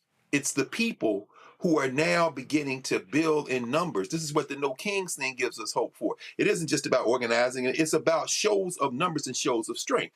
Finally, that means that you need to get out of the way of those people in the Democratic Party who will fight. You got to get out of the way of Jasmine Crockett. Look, Stephen A. Smith jumped around on every side of the issue and vomited his whole life out on social media and on YouTube and on the airwaves yesterday because people wasn't taking it. We was all dragging his ass for filth. And he knows he has made his whole gamble to become the MAGA Negro darling. Anytime you see him back up, Mr. I don't apologize to anybody, you know the people are starting to move in that direction. I think that's the best bet we have is ourselves in the mirror. Let these politicians do whatever they're going to do. They're going to go which way the wind blows. And right now, more and more people are blowing in the direction of the right direction as far as I'm concerned. Final comment, Ola. Period. Yeah, definitely. A politician is going to be a politician. You know, there's a huge disconnect between the reality of what a politician can do, and what they can and cannot do. And that is the way that it's designed. And unfortunately, they cannot always work in the best intentions of their constituents. And that is the reality of being a politician. And Greg, I agree 1000%. You know, speaking from the perspective of a political scientist, you cannot bend the knee to an autocrat, to a dictator. You absolutely cannot. And I love the spirit, the fighting spirit that I'm seeing in the American people. And the thing that scares me is the potential of kinetic engagement, you know, because that's what this is building up towards. There are things that this administration is doing to, as Reese said, to provoke the American public. But so far, people have been really smart out there. Keep that up. And, you know, I just really hope that the will of the people continues to drive this momentum and for everybody out there to be safe. All right, folks, coming back, we're going to talk about gambling in the NBA. We're going to talk about racist gerrymandering. A Republican North Carolina speaks truth to the folks who he serves with. And Democrats in Virginia like, all right, we about to get in on this. It's time to gerrymander our map too. All that and more next. Roland Martin Unfiltered on the Black Stud Network. Don't forget, support the work that we do. Join our Bring the Funk fan club. You want to contribute via Cash App, use a Stripe QR code. You see it right here, bottom left-hand corner. You can use it for credit cards as well. PayPal's R Martin Unfiltered. Venmo is RM Unfiltered. Zelle, Roland at RolandSMartin.com. Roland at RolandMartinUnfiltered.com. And of course, checks and money orders make it payable to Roland Martin Unfiltered. P.O. Box 57196, Washington, D.C. 20037-0196. Back in a moment. Nicole Cole knows the cornerstone of a successful life starts here. Virginia Public Schools gave Nicole an excellent education. They helped her become a small business owner, family financial planner, mother, and community leader. Now, after 4 years on the Spotsylvania School Board, Nicole is running for delegate to meet the needs of all students. As our delegate, Nicole will fully fund our schools, raise teacher salaries, and help graduating students stay in our communities. Nicole Cole for delegate. For us, for our future. In the military, I gave orders, and they went a lot further than they do around here. If there's one thing I've learned as a mom and foster parent of more kids than I can count, investing in their future isn't a choice. In Richmond, I'll fight for Stafford's fair share for our schools. Smaller class sizes, better teacher pay, and more vocational training. I'm Stacey Carroll, and I'll fight to get our kids' future in order. Josh Cole became a pastor and delegate to serve his community. That's why Josh is fighting to lower costs for families hurting from inflation and make sure we can all afford quality health care. But Sean Steinway has embraced his MAGA backers who support Trump's mass firing of federal workers and the MAGA plan to ban abortion with no exceptions. We deserve better than Sean Steinway. I'm Josh Cole, candidate for delegate, and I sponsored this ad. Hey, this is Motown recording artist Kim. You are watching Roland Martin Unfiltered. That boy, he always unfiltered though. I ain't never known him to be filtered. Is there another way to experience Roland Martin than to be unfiltered? Of course he's unfiltered. Would you expect anything less? Watch what happens next.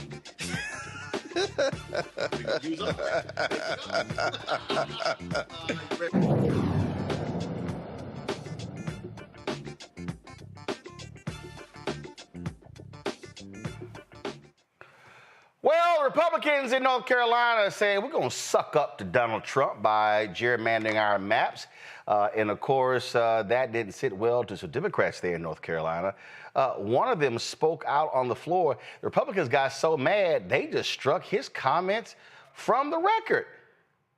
Now, there are currently 4 Democrats in North Carolina's 14-seat congressional district, but they say, hell, we want one more. So they're going to snatch the seat of Congressman Don Davis, who's African-American, all right, leaving, of course, the state with one, Congresswoman Alma Adams.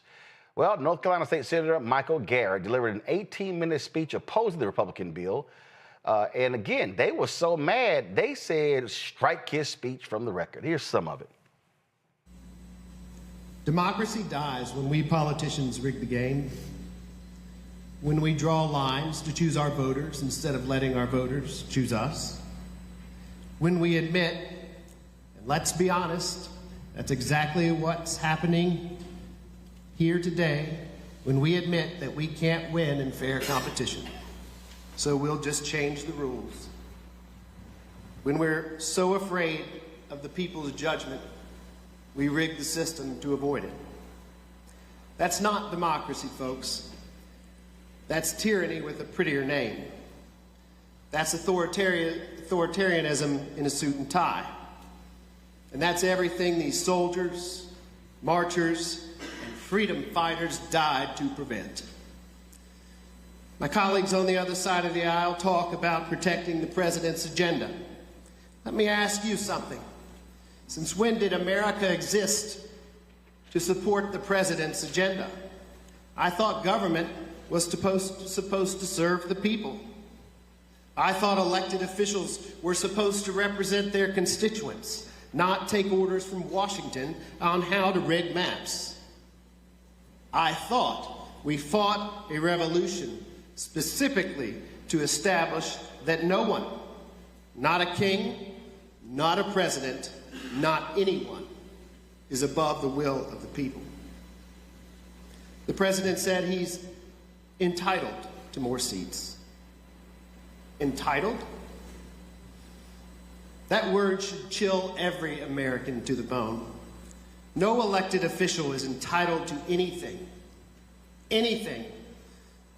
except the privilege of earning the people's trust. Now, the governor and there cannot veto a redistricting bill because state constitution forbids it. Democrats in Virginia said, yeah, you know what? It's time for us to get in on this game. And so, guess what? They announced that they are going to do the exact same thing. So go to my iPad. This is the New York Times story. Virginia Democrats plan to redraw House maps in redistricting push, and they make it perfectly clear. Virginia Democratic leaders said they are going to do this. Democrats hold 6 of Virginia's 11 congressional seats. They could very well grab 2 or 3 of those now. Of course, Abigail Spanberger, who's running for governor, has not, she actually initially said she would not make this a priority. Something tells me that if she wins, Louise Lucas in the Senate and Don Scott in the House gonna make her make this a priority. This is exactly how Democrats should be responding. What was shameful to me, Nola, was this idiot Republican, I think the Speaker of the House, he goes, well, we're doing this because what they did in California, as if he completely forgot that California did what they did because of what happened in Texas. Absolutely. And it's these rhetorical games that they play. They continuously lie. As someone mentioned earlier today, you tell the same lie over and over and over, and eventually it becomes the truth. And it's just more of the same. It's not anything that's based in reality. And I'm happy to see the strategy, because like we just talked about in the last segment, we are at the point of this thing, folks, where the Democrats, they have to come out swinging on the offense, because this thing where we are right now, this man is literally bulldozing the White House as if it's his house. And who's to stop him from going any further? Not only is he completely, demolishing the legacy of, first ladies and all the work that they've done, but this is more of the same of Trump saying, I am declaring myself the king. I am making myself the king. So Democrats have to respond. Otherwise, there won't be a country to respond and or try to protect, protect, because it'll be all gone at the rate in which this man is just plowing through laws and norms. I mean, it's astonishing. Here's another video here. 84% of North Carolinians oppose, Greg, gerrymandering. Listen to this. Hello, my name is Raina Walters Morgan. I currently serve as the Vice Chair for Civic Engagement and Voter Participation with the Democratic National Committee, but most importantly, I am a North Carolina resident. We need to tell the truth that this started when President Trump asked the governor of Texas to find seats. Republicans in Texas indicated they hadn't used race in their maps previously, but changed their story, lied under oath when they were asked to find these extra seats. And also for California context, this referendum is for voters to decide whether to give legislators the ability to redraw those maps. They are not drawing them on their own. Voters are very much involved in the process in California, unlike what's happened here in North Carolina.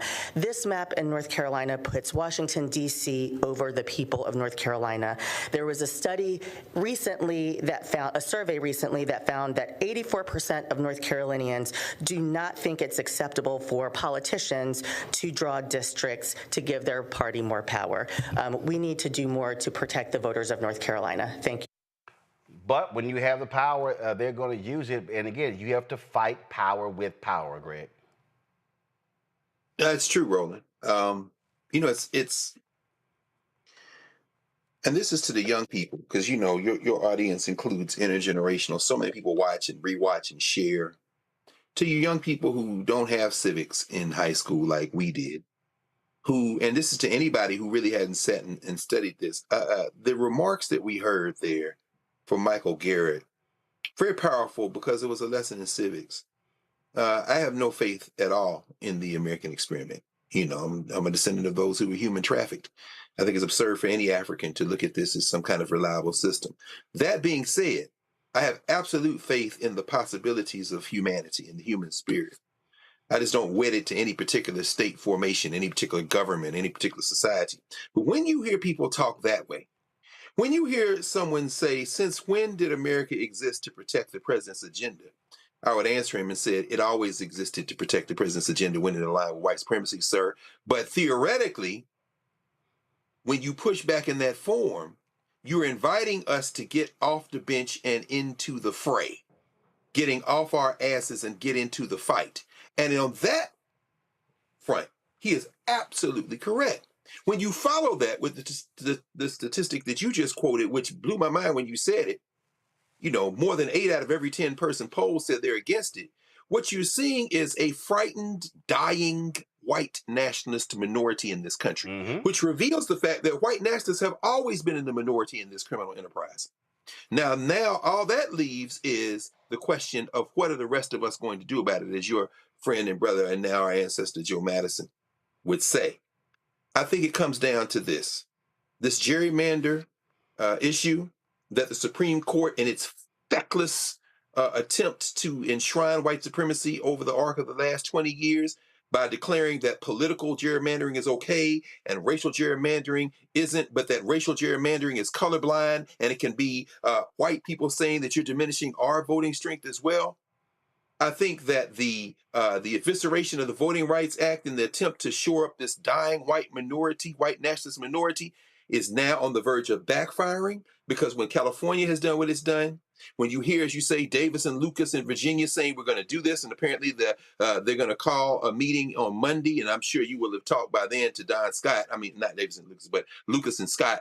You're probably going to talk to the Speaker Scott, before then, I'm sure, if you haven't already done it. Now all bets are off. Watch what happens. Mitch Daniel in Indiana, no flaming liberal or even centrist. The former governor is like, hey, Indiana, I beg y'all not to do this. Why? Because he can see the future. Every last one of these hillbilly hordes that 20 years ago decided to try to take over the legislatures and try to run this white nationalist thing by giving the federal government a proxy to run white nationalism by taking over the state legislatures, now they can only steal so far. Why? Because when you gerrymander to the extreme, you're putting your other Republican seats in jeopardy. And now at the federal level, see, they love the federal government when they're in charge. When they're against it, they want to dismantle it. And we saw federal spending is up over last year. It hasn't shrunk. It's actually expanded. This zealot who is over at DHS, Honey, who is talking about we're not using voter data to purge the voter rolls of illegals, as they call them. No, you're working with the Department of Justice, very likely, to do just that. They can't rig it. They can't rig it. If everybody starts gerrymandering, they are in deep trouble. This is their last little chance to get past the graveyard on this one. And I think they know that. That's why the thing's getting desperate. And this is why you have to play chess, Reese. What I mean by chess, you know, Democrats have historically not focused on courts. I remember, listen, when Rahm Emanuel was Obama's chief of staff, he was very profane in saying, he said, against shouting at progressives over Supreme Court. He didn't give a damn about the Supreme Court. Well, now we see the result of that. And so here's a perfect example. This is from Democracy Forward in North Carolina. So check this out. In the North Carolina House, Democrats got 51% of the vote statewide. Republicans got 48%. Yet Republicans have 59 of the seats and Democrats just 41. This is because of partisan gerrymandering. Now, let's go to the Senate. Perfect example. Look at this here. Democrats, 50% of the vote statewide, 48. When it came to the Senate seats, it's 60-40. Now, somebody watching saying, well, I mean, they control it. No, this is why 2026, lots of money has to be spent to re-elect Anita Earls to the state Supreme Court. And in 2028, 3 of those Republican seats are up. Democratic donors, strategists should be saying, we are going all out to win those 3 seats. Because if you win those 3 seats, then what you can do, file a lawsuit, have the Supreme Court declare partisan gerrymandering on the state level to be obsolete, forcing maps to be withdrawn. See, that's the chess being played here. Look at what happened in Wisconsin. They mobilized in Wisconsin. They organized in Wisconsin. They raised money in Wisconsin. They won 2 critical Wisconsin Supreme Court seats. And that Wisconsin Supreme Court, Democrats in control, brought back ballot drop boxes. They ruled partisan gerrymandering to be unconstitutional on the congressional level and with the state maps. That's how you change the game. Yeah, that would be like too much like right though. I mean, where are the Democratic donors at? They too busy trying to sit up there and still go back, listening to the white consultants, you talked about it earlier, and go after these diners, these white diner voters in Ohio and shit. I don't know that we got the people of conscience on our side who's willing to cut the check. They willing to have galas and wear fancy gowns and get nice awards and shit. But who's willing to do the dirty work? Who's willing to really do the nitty gritty stuff? I don't really see it on our side, unfortunately. Pet projects here and there, yes, but the way that Republicans have for decades activated, you can call it dark money, you can call it whatever the hell that you want to call it, but they have activated to solidify power. We don't have that same energy because we have wasted almost a year. I mean, we're coming up in a couple of weeks of a year since Donald Trump won the election. And I don't see a damn difference from Democratic donors that shows that they recognize the gravity of the situation, recognize that with the federal government waging assault on our civil rights, waging assault on our institutions that support the kind of work that support democracy, that support citizenship, they are still, are they with George Clooney and like, Cuomo, where the fuck is y'all at? I don't see nothing from them. I don't think that the cavalry is coming. I don't think that the cavalry is coming from the Democratic donors. This is going to have to come from either people feeling enough pain to say, we ain't taking this shit, or people organizing with very little, with the scraps, and making do with that. Because I don't have any faith, and I haven't seen any evidence that the people who have the means are going to do a damn thing about what we're seeing happen right now. Greg mentioned what happened in Indiana. Republicans there announced they don't have the votes to gerrymander the maps, and they have gotten a full court press from Donald Trump and J.D. Vance. Here's Pete Buttigieg, former mayor of South Bend, Indiana, speaking about gerrymandering there in that state. I would call it shameless. I was going to call it shameless. But then I started reading between the lines in some of the things that our Indiana State House Republican members are saying or not saying, and I realized they are, in fact, ashamed of what they're doing. They ought to be ashamed, and they are. They don't want to have to stand up in front of Hoosiers and say, yeah.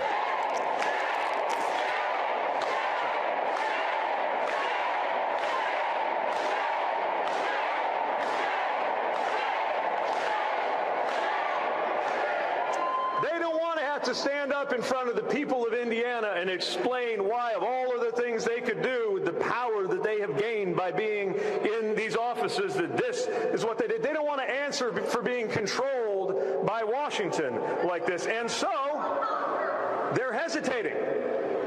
Even with all the pressure coming their way from Washington, a lot of them haven't quite committed to doing the deed.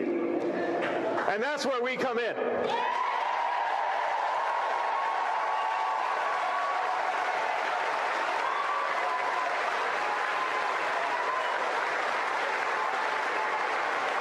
Now is our chance to talk to, yes, get a hold of your legislator, but also get a hold of your conservative cousin who knows just as sure as you do that this is wrong, and have them get a hold of their legislator. It is time for all of us to encourage our Republican friends in this state house to show some backbone before it's too late. Right now, folks, they're not going to stop. They're going to keep going. And I'm telling you, the way to defeat them, also at the ballot box. If we turn out massive numbers, to Greg's point, we can overwhelm them in districts where they are favored on paper. It's all a matter of who turns out. All right, y'all, we come back. Talk about getting turned out. Ooh, massive gambling scandal in the NBA. Ensnares an NBA head coach, an NBA player, former NBA player, now coach, tied in with the mafia. This story is insane. We'll discuss next right here. Roland Martin Unfiltered right here on the Black Star Network. Back in a moment.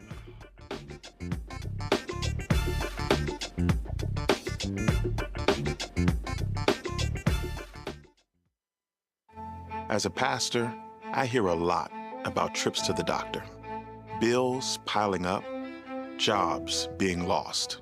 So as your delegate, I went to work writing laws that protect families, helping parents care for their disabled children, capping insulin costs, lowering prescription prices, and investing in our police and schools. I'm Josh Cole, and as your delegate, I'm working to keep us strong and safe.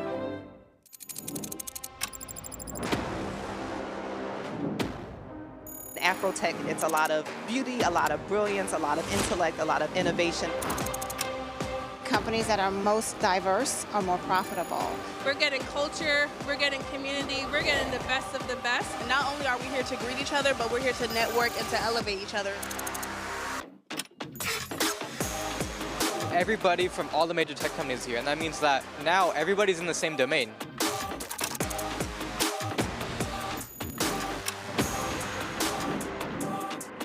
This is the premier event every year. This is really where we could take off. You can go fast by yourself, but we go farther together. This is where you're supposed to be.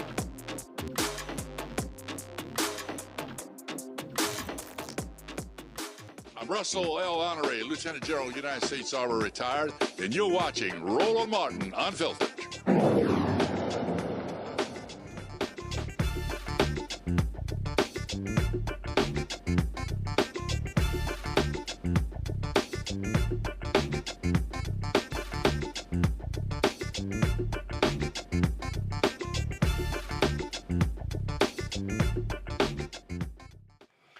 Portland Trailblazers head coach Chauncey Billups, Miami Heat player Terry Rozier, and former NBA player and current Cleveland assistant coach Damon Jones all arrested today by the FBI in a nationwide gambling operation that they said involved the mob as well. Several $1 million were being ripped off from various gamblers.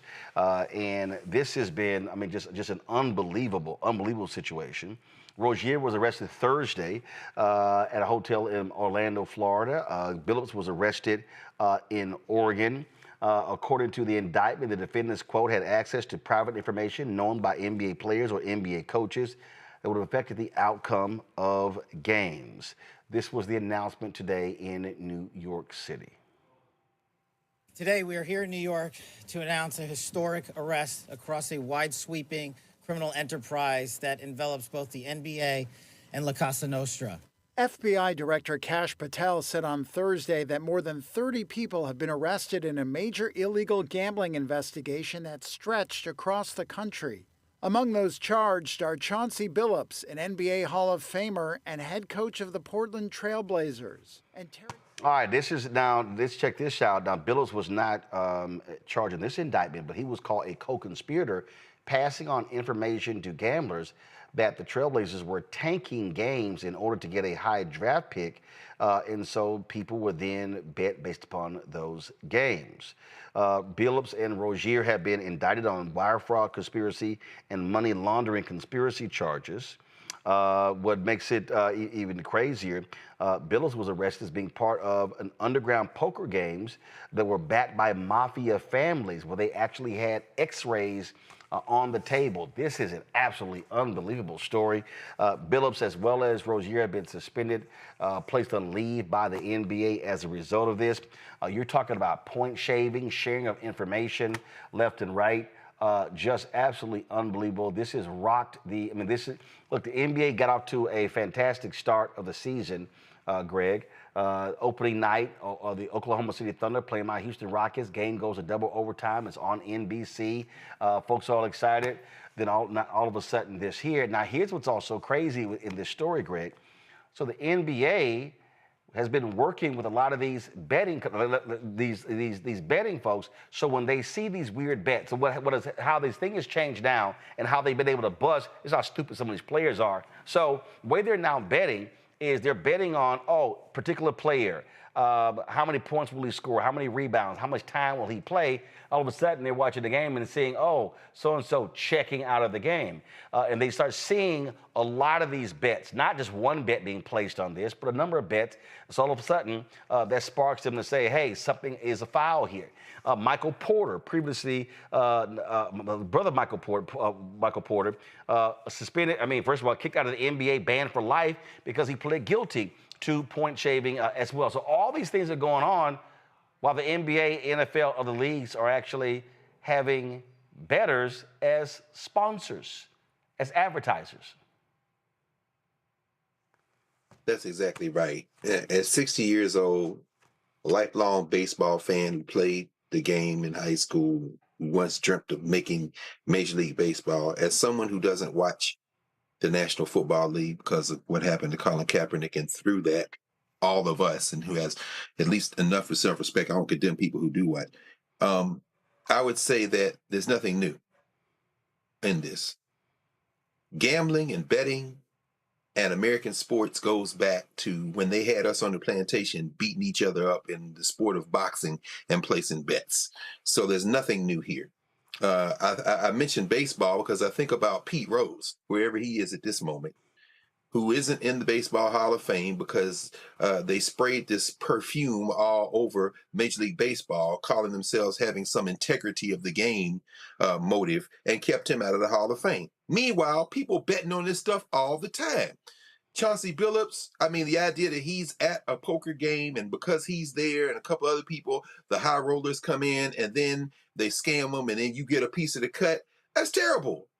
The fact that, people are saying, well, my foot hurts and so I'm not going in the game, as they say that's what Rozier did, and then you're going to be able to bet on my productivity in the game.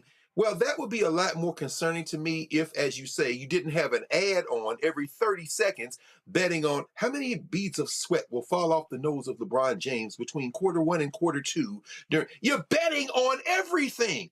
I don't think it is possible. And by the way, Kash Patel, who just loves the cosplay, don't they all love the cosplay with his little FBI windbreaker on? It's La Cosa Nostra, not La Casa Nostra, but then you're an idiot. So therefore, I can forgive you on that. Listen, you work for the biggest criminal in the world right now. His name is Donald John Trump. The idea that any of this stuff can be washed into an integrity of the game, we're way past that. If you want to put these guys in jail, if you want to indict them, fine. But it's not going to, you can't ignore the fact that, forget the pro sports in terms of the official pro sports, They're paying what's the cap rolling at the University of Texas now for an offensive lineman? Is it $800,000? Something like that. Well, actually, I think I saw a chart. University of Texas second highest in terms of their paying players. Ohio State's 1. UT, I think it's Texas is 2 or 3.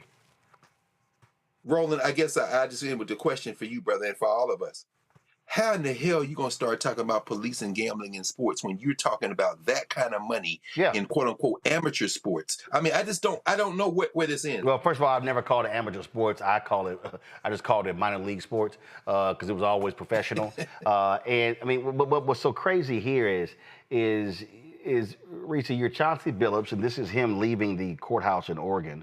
It's like, dude, you're making in excess of $5 million as an NBA head coach. Granted, these are allegations, and you are putting understand, he literally could be kicked out of the, not have anything to do with the NBA for the rest of his life.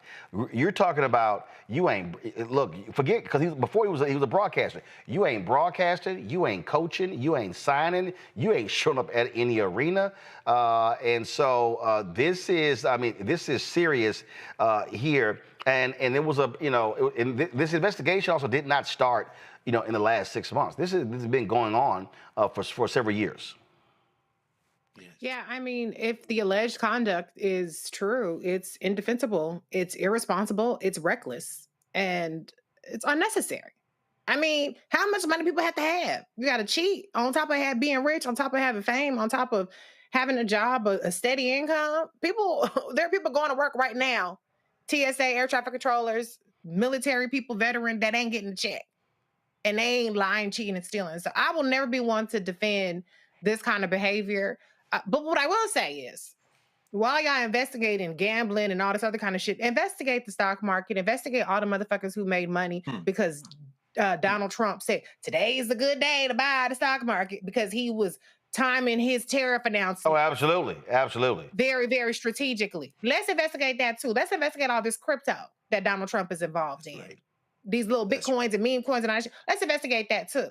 Let's investigate what Cash Patel is doing in terms of his expense report. And is he paying back all these flights he's catching to sit courtside here and sit in this suite in this box? Let's investigate if he's receiving improper gifts, if he's paying market value for these tickets at all these sporting events, because I didn't think that the FBI paid that much.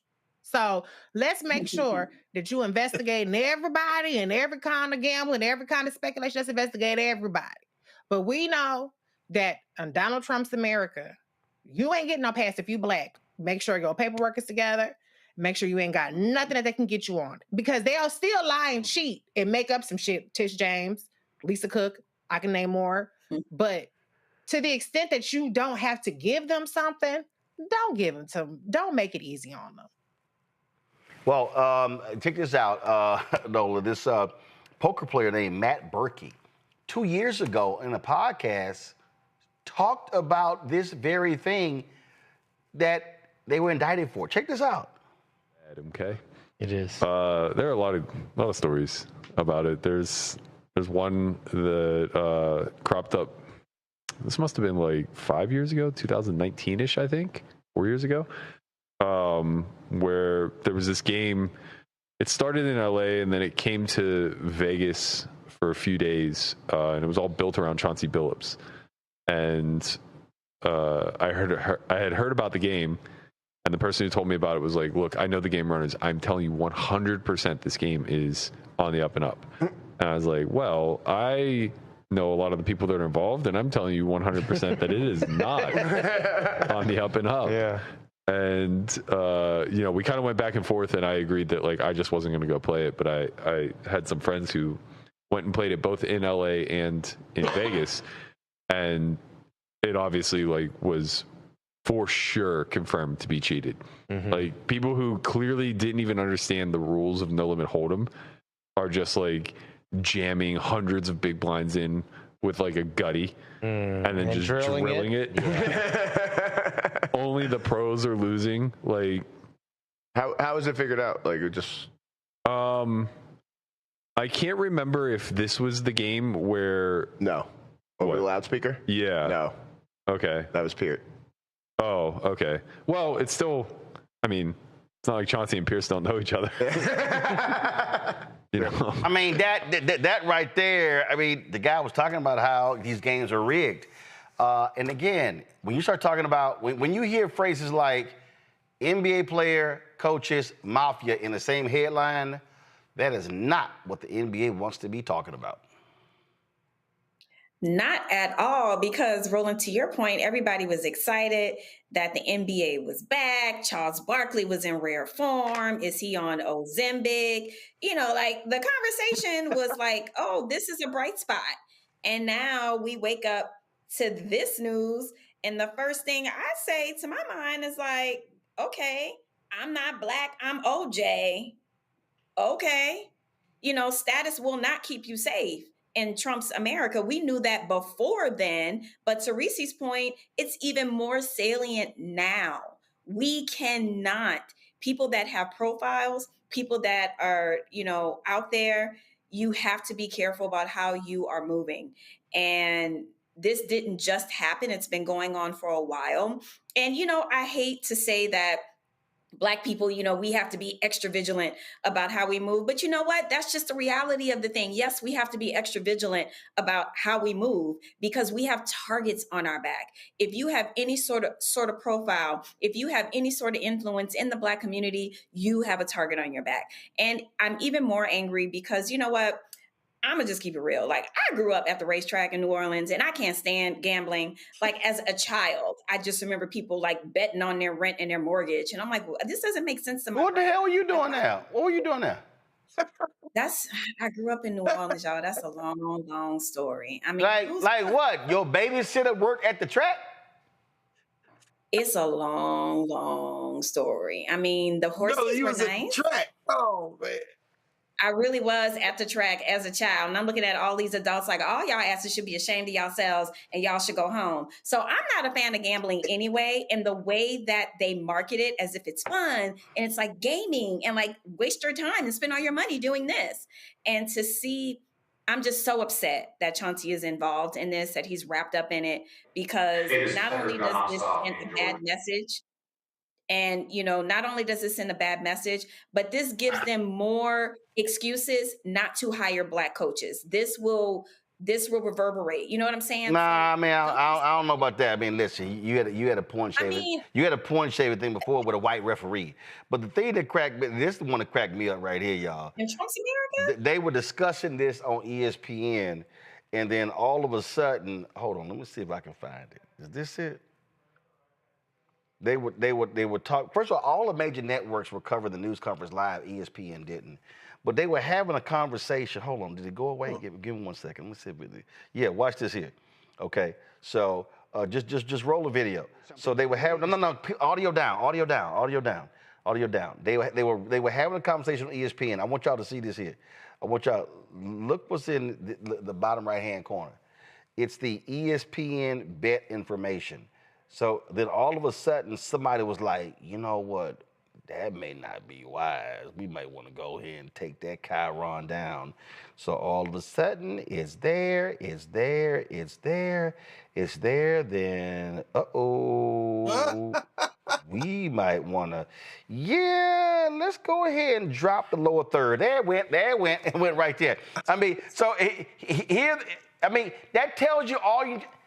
Like, they're sponsors, they're advertisers, Reese, and they're advertising for the league, they're advertising on ESPN, I mean, listen, a deal was just been cut where the NFL is going to have a 10% ownership stake in ESPN, and you got gambling commercials going on there. Bomani Jones said a few months ago when the Porter scandal happened, he said, I'm telling y'all right now, this is going to get worse before it gets better. He said, this is not going to end well. Well, you know, the difference is corporate white betting companies versus the mafia. They want that cut. The government want that cut. These corporations want that cut. And so, yeah, when you backdooring it and doing all this other kind of stuff, then it's a problem. That's really the big difference of it. But, you know, I mean, I think it calls into question the integrity of the game, and that's unfortunate, you know.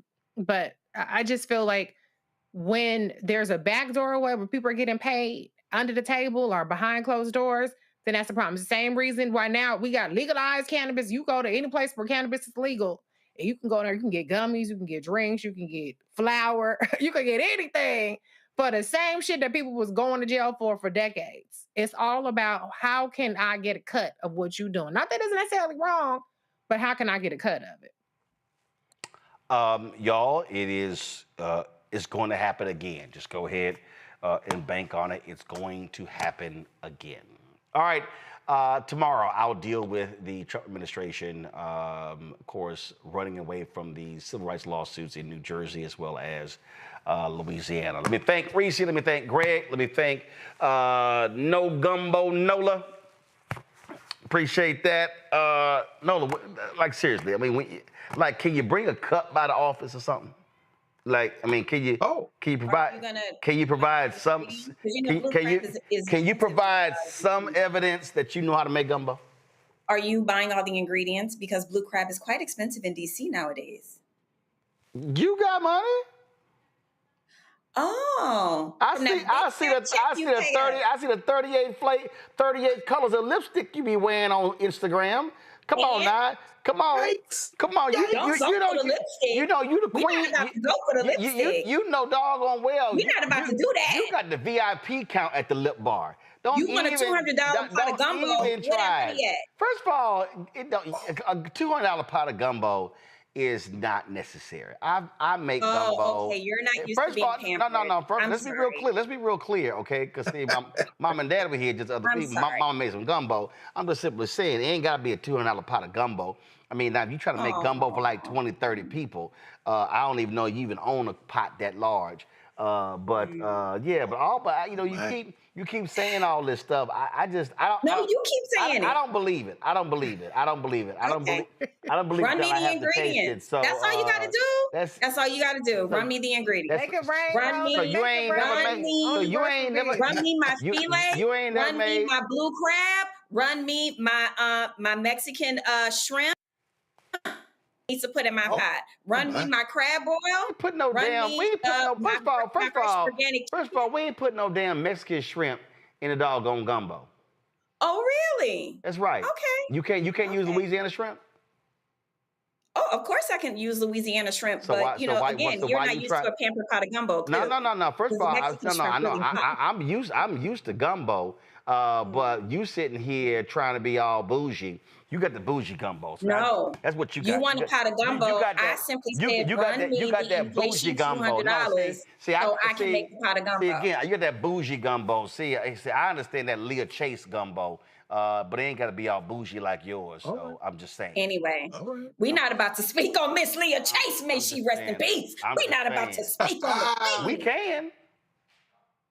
We're going to go ahead and leave the queen on out of this and my lipstick. We can.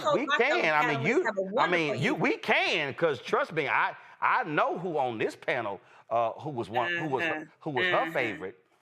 You don't. Baby, we gonna go there. Baby, don't. But we can't even verify because Auntie is in the grave. See, Nola, here's the problem, Nola. See, when you say we can't verify, no, boo. Lord. Yes, Miss Chase may have.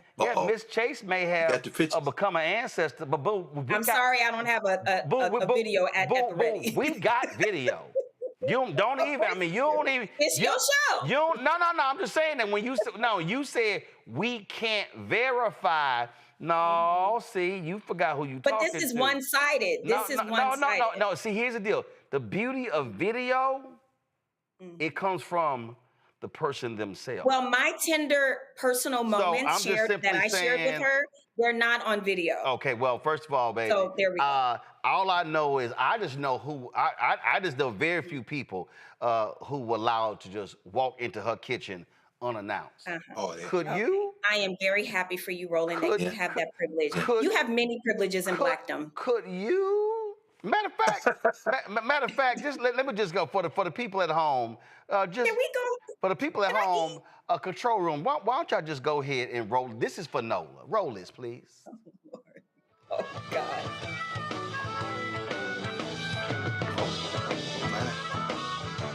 Whenever I come to New Orleans, I cannot help but go by Dookie Chase, an institution for 76 years here in New Orleans. And I got a chance to talk with Leah Chase, the woman who's been cooking there for a long, long time.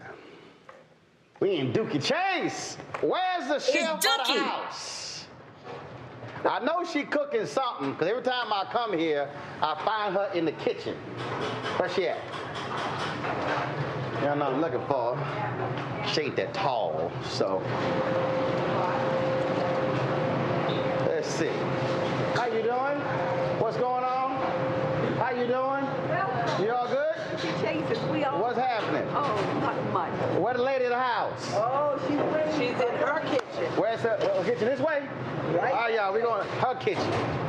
She got her own kitchen. All right. Right here we go. What's happening? What's happening? You know I can't come. You happening. You know I can't come to the city and not see you. Well, I was wondering if you put me down like all the other men. No, darling. How you doing? All the other men put me down. You know, when you get old, they put you down. Well, no, every time I come here, I got to come say, hey. All right. I decided to bring the cameras this time. You always bring your intimidating machine. They're not intimidating. They just always there. They tell the truth. That's right. That's right. What you got? What you up to? Everything, man. Everything I'm up to. I'm getting ready to make a big pot of gumbo, and all right. I cooked my lunch. Got some tomato basil soup over there. All right. Is this cabbage? Cabbage. All right then. One of the few vegetables I actually eat. Oh no! Don't tell me you eat cabbage. I eat cabbage. I only eat like 3 of them. Oh, shame on you. Nothing like a good vegetable. Well, you know, and it's perfect too, because I've been on this 10-day green smoothie cleanse for the last 10 days. So it officially ends tomorrow, so I can actually eat real food. All right. So yeah, timed to coincide with coming to New Orleans. All right, but in New Orleans, you know, we don't serve calories. You can eat whatever you want. All the rice, all the gumbo, all the fried chicken and baked macaroni, the jambalaya. Yeah, but the problem is the clothes you brought, you're not going to be able to fit to wear to the concert. Well, whose problem is that? That looks like your problem, because you got that before you left home. We don't put that. Oh, You see? And you see all those nice shoulders? We put that under your belt. We don't like men with big shoulders. They with big stomach. That means we fed them good. Well, good. Well, yeah, you got it going here. So what's that, Bill? I see some corn and sausage. Oh, I know you like corn. I do. So what's that dish called? That's called makshu, just a little corn makshu. Right. You know, that's a Cajun thing. Okay. But you know, if you can't beat them, join them. Right. So, right. We in New Orleans, in the Creole community, we just call that stewed corn. But they say makshu, okay, it's makshu. So, all right then. And then we have the cabbage, right. A tomato basil soup. Okay. And we're gonna give you a lot of fried chicken. And what my man? What he got going right here? Turkey necks. Turkey necks. Everybody likes a good turkey neck. You know, and that's what what's this here that's raw? That's chicken gizzards that we're going to put in the gumbo. Okay, all right. You know, you have to have some gizzards in your gumbo. Really? Yeah, oh yeah, you can't have gumbo. Like first we do the ham shanks in there. You see, I will make that much gumbo. Right. That's going to be about 30 gallons. Right there? 30 what? 30 gallons. 30 gallons. Uh-huh. Now I can't make small pots of gumbo in my house. You so can't? I can't. That little 5-quart pot, I can't. So I have a 20-quart pot. I have 2 40-quart pots, and the 60-quart. We had to cook that outside. Yeah, because you don't have a big enough kitchen. Oh yeah, no. If I cooked it outside with the Bunsen burner. Yeah. But do you know how to make a gumbo? You know how to make gumbo. All right. Oh my goodness, absolutely. All right. And I like mine spicy. Okay, well, gumbo is always spicy. Now we had a fierce fight on Twitter. So comedian David Allen Greer swears that you must put okra in gumbo. Now I told him no, because my grandmother from Opelousas, Louisiana, my grandfather as well. I said the problem with okra when you put it in gumbo, okra is slimy. I said so if you want it, you fix it separate, then put it in that bowl, but you don't put it in the big pot. Well, that all depends on what you're going to do. Okay. Don't go around here telling people okra gumbo is slimy. It is not. It's because you do not know how to cook it. Well, if it stays, I'm saying after it's in the pot. No, it will not. You just got to slow cook it and cook the okra good. Okay. And I cook okra every day, not slimy. But do you put okra in your gumbo? Not in this gumbo. But tomorrow I will make that much okra gumbo. Okay. So all I will have in that okra gumbo tomorrow is shrimp. And maybe I'll put some crab. But you can make okra gumbo, but okra is a thickener. Right. So we don't use that. We use filet, which is the ground sassafras leaf. Right. See, I use filet. So you and see also I like to keep mine simple. So I use sausage, chicken, shrimp. Now my grandmother used hen. Only problem with that hen a little tough. But it boils in that gumbo, and boy, does it give the flavor. That's true. Grandma was right.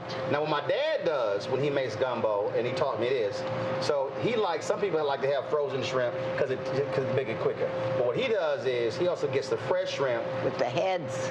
Well, no, what he does is we devein it, take the shells off, we then boil the shells, and then take the juice from that and put that in the pot. That's good. Now, I'll tell you one thing better that I do, telling him everything, that he'll be running me out of business after 5. I take those shells and those heads, put them in a pot with a little butter, and let them cook down. Put a little water in them. Then I put them in a blender. Shells, everything in a blender. Let them blend, then strain it off. That is like you blend the heads and the shells, and then you strain it. You put it in the strainer, and then you got powerful flavor there. You can do that. No, I haven't tried that because you don't know how to cook. Come on, TT, tell it.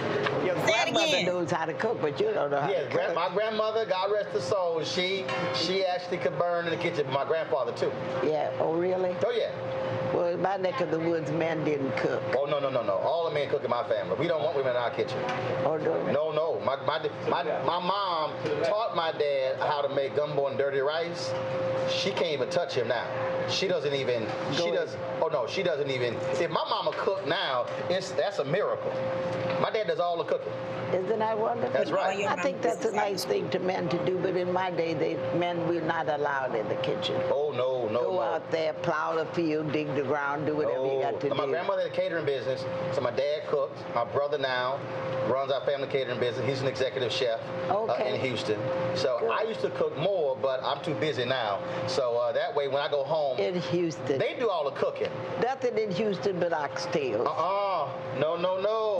I'm trying to tell you, my daddy. Okay, I'm gonna bring my daddy back next time I come, and I'm telling you, you're gonna say, let him cook with you. I would see how good he can cook. I'm trying to tell you. That's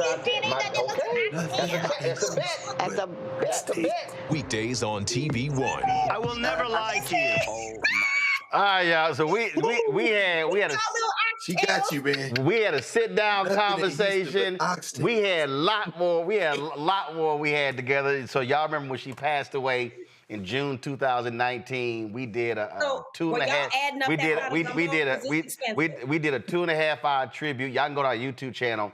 Y'all can see the tribute. Yeah. It was fantastic. Hey, Roland. Yeah. You was burning at that tribute, man. What's your brother Kwame? You had all the chefs come in. Oh yeah. No, maybe if you front Nola, maybe we can reenact that. You can bring that gumbo in. Ain't they got a big stove back there? It ain't good enough. She ain't doing that. That hot sauce is the business, baby. All of that adds on up in inflation Trump town, baby. I don't know what y'all think the prices are like at the grocery store. Anyway, this is the video of the tribute we did to the Queen of Creole Cuisine. Yeah. It was a fantastic conversation. The dinner party we had. So I'll say this here. Are we gonna do? I'm still deciding. I don't think I'm going to do it. I'm still deciding whether I was going to do an election night special. No. You gonna have food? No, we're not. No. So here's the deal. We're not going to do an election night special because on November 6th we are having a special show. with Bishop William Barber and others on white Christian nationalism. So, oh yeah, we're gonna have a special show. So I might do gumbo that night.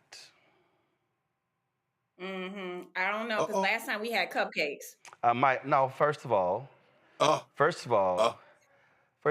take your little shady little ass. You take your little shady little ass. Okay, last time we got together, I had to leave. So And he ran out the door. because I had to go catch a damn plane. Yeah. You got that right. Yeah. I had to go. Got a cocktail in sight. I had to go. See? At least you had some, at least you had some cupcakes. I was missing the crab cakes. Huh? You didn't? Right? Say it again, Reese. Yeah. I said I was missing the crab cakes. You normally have little crab cakes and crab cakes. I understand, but brother had to go. Brother had to go. All right, so I might do that. I might do that when we get together for that special. And I'm still deciding. You know what I might do is because see, we were gonna do it here. I might even decide to have a studio audience. You know what? I might do that. I might do that. So we're gonna have it. You need us for this? Huh? You need us when you trying to figure out that show? He's brainstorming. He figuring it out. Yeah. See, sometimes you stop running your. See, sometimes when you stop running your mouth, see, and let things like. See, this is when you know you ain't no good cook. Cause see, a cook will let things, as Greg said, let it marinate. Let that crock pot thing going. So I'm sitting here. So let's just be real clear. If I decide to go ahead and do gumbo that night, Reese, I'm gonna invite you. I'm gonna invite Greg, but we know who not gonna get invited because you know. Oh no! I'm not coming if Nola can't come. There we go. Okay. There we go. Okay, I see. got solidarity Okay, Greg, I see you, Greg. All right. Hey, she can bring a pot. Can't you bring a pot, Nola? You can bring the pot of gumbo. She can't bring gumbo. Can you make it about a six? She can't bring no pot. She can't. Like I said, my offer is I will cook when the ingredients are bought. That is my offer. And that right there, that tells you that child ain't no real cook. All right, I gotta go. I'll think about it. I'll think about. Absolutely. I'm King Patty. It's the buying and cooking gumbo for all y'alls. You hear this man? Baby, listen, I told you. People want to know. I got 2 40-quart pots. Run me. What you got? Run me the inflation 200. What you got? Oh my. The inflation 200. What you got? I know what I got, which is why I'm never bothered, baby. We know your gumbo product got is thin amount of meat. I don't know. The people are watching. Now everybody want to know. You know. Oh, they didn't want to know. Ain't nothing worse than somebody making some gumbo and all you got in your bowl is 1 shrimp, 1 andouille sausage. That's why you gotta run them coins. You gotta run the coins. Oh no. My gumbo ain't never had a shortage. Ain't never had a shortage of meat. That ain't never been a problem. You gotta Venmo, Zelle, PayPal, run them down. Yeah, it might have to. When you beefing with Don Cheadle one time? I forget. Oh no, it was. If everybody want to know, y'all just go. Y'all gotta do is y'all gotta go to Twitter and type in #GumboWars. #GumboWars. Yo, it was Don Cheadle. It was David Allen Greer. Keisha Lance Bottoms put her little thing in there. And we just like Keisha gone with your Zetarans. Everybody was catching strays. I'm talking about. Okay, I'm trying to tell you, this was a thing. Okay. No, this was a straight up. If you go to Twitter, matter of fact, I'm gonna go. If you go to Twitter, y'all think I'm lying. Everybody got hit. I mean, Tamron Hall had this awful gumbo. Oh my God, it was. I told Tamron, don't ever post a photo like that again. It was awful, y'all. Well, my husband makes the best gumbo, so. Boom. I'm gonna just cut all the debate. He makes the best. She said, Mike and drop. Okay, She done brought CJ all up into this conversation. Do you have a photo? Can we see some evidence of what his gumbo looked like? Oh Lord, she done. I'm gonna have to go back. We had the cooking contest. My husband is the chef, so I'm saying that. It was a cooking contest. Mean he was competing against somebody else. Who? Well, our family. We did the family cook-off during the COVID, so I'm sure I got something somewhere. But let's look at y'all, folks. Y'all, this is some of the stuff. Hashtag because I posted, boom, some of the gumbo. That looks good. And other people, we were all going at it. Wow. And then other folks start getting in on it, and they start. Monique got in on it. Other people start posting their stuff. Then some other folk posted some absolutely nasty ass. I never forget the fool who had some wieners, and we cussed him out. Oh no! We cussed him out. Oh wow! So as you see that's what it looks like when you actually can cook, Nola. That's called evidence. Let's see here. Wow. This seasoned chicken breast. Somebody else jumped in on this here. See, y'all thought we were joking. No. We were actually real. Did I ever tell y'all how I paid for my education at UCLA? Did I ever tell y'all? About me and my mom's we don't want no poll stories. Go ahead. I'm sorry. Okay. I'm just saying, since you. I don't know what somebody actually. In my inheritance of cooking. Somebody actually posted this photo as gumbo. We said, "What the hell is that?" Wow. Call the police. Call the police. I'm not lying. This was Chris Mueller, and we told him, man, put this damn thing down. Damn, Karen, Atia caught us straight? Oh, yeah, Karen posted something. We had to cuss her out. We had to, this was Karen. There it is. This was Karen Atia. We like, Karen, go sit your ass down. What is that? Gone. No. That was Karen Atia's gumbo, y'all. Maybe Ghanaian gumbo. We don't know what the hell that was. We don't know what that was. Yeah. Oh, there's Monique. And for everybody to understand, this thing went on for like 3 years, y'all. This started in 2019, and as y'all... What's Eddie doing? Huh? Eddie Cloud got it? I know he's from Moss Point. They gumbo in Moss Point, Mississippi. Eddie hopped his little ass in here. He ain't got no pictures, though. He just started following me. He ain't post no photos. Oh, okay. Yeah, he ain't post no photos, but we had, and so this was us showing how we prepare the chicken in the pan, the shrimp in the pan, the sausage in the pan. Nola don't know nothing about that. So this was Karen's. Wow. This was Karen's family gumbo. Yeah, we were not so sure. Is that chocolate sauce? See, right? Look, I didn't say it. Wow. I did not say it. Wow. But there were a lot of people who the recipe. Right. This here. Turn the audio up. This is my daddy handling his business. Damn, that's a big ass pot. That's one of the 40-quart pots. You don't have the big spoon. I will. So that's the grilling special. Yeah, you can give me a big spoon. I need a long spoon. I thought Hood had bought one. Well, they are. We were still waiting for them to come back.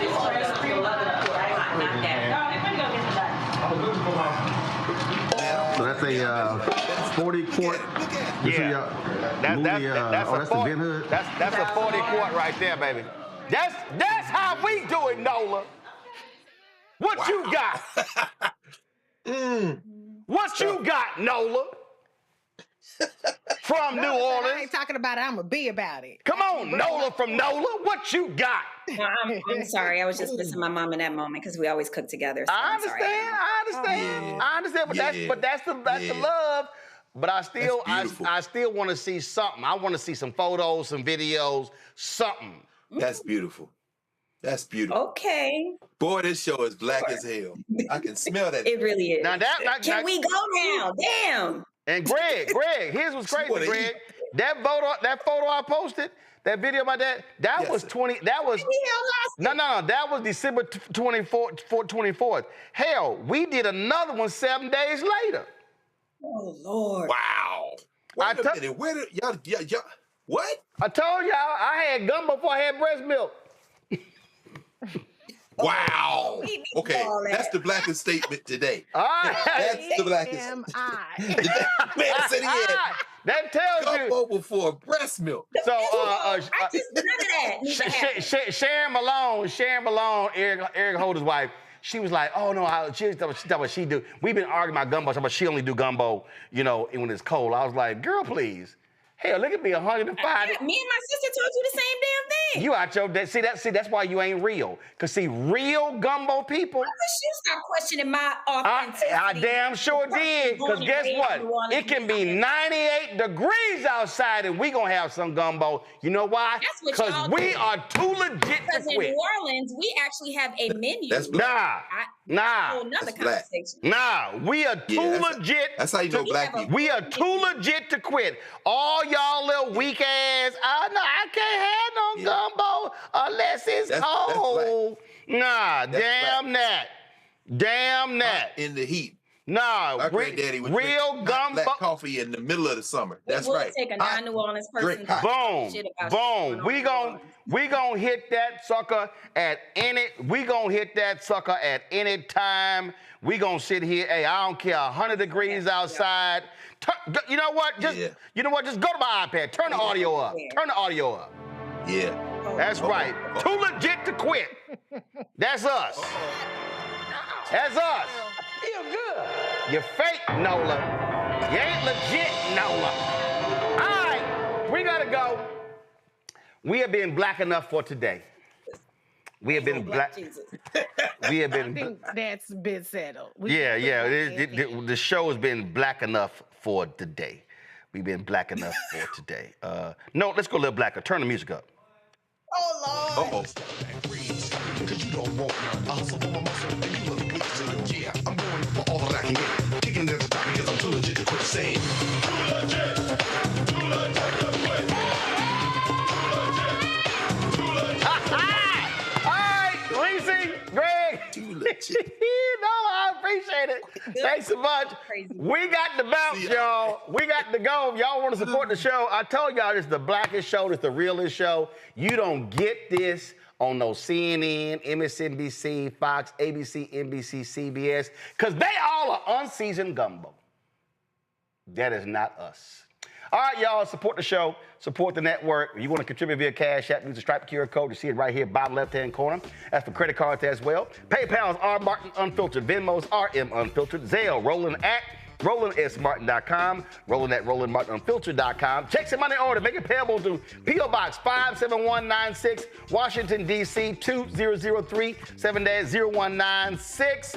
Download the Blast Up Network app. Apple phone, Android phone, Apple TV, Android TV, Roku, Amazon Fire TV, Xbox One, Samsung Smart TV. Of course, be sure to get my book, White Fear, How the Browning of America is Making White Folks Lose Their Minds. Available at bookstores nationwide. Get the audio version I read on Audible. That's right, my voice. I keep it real.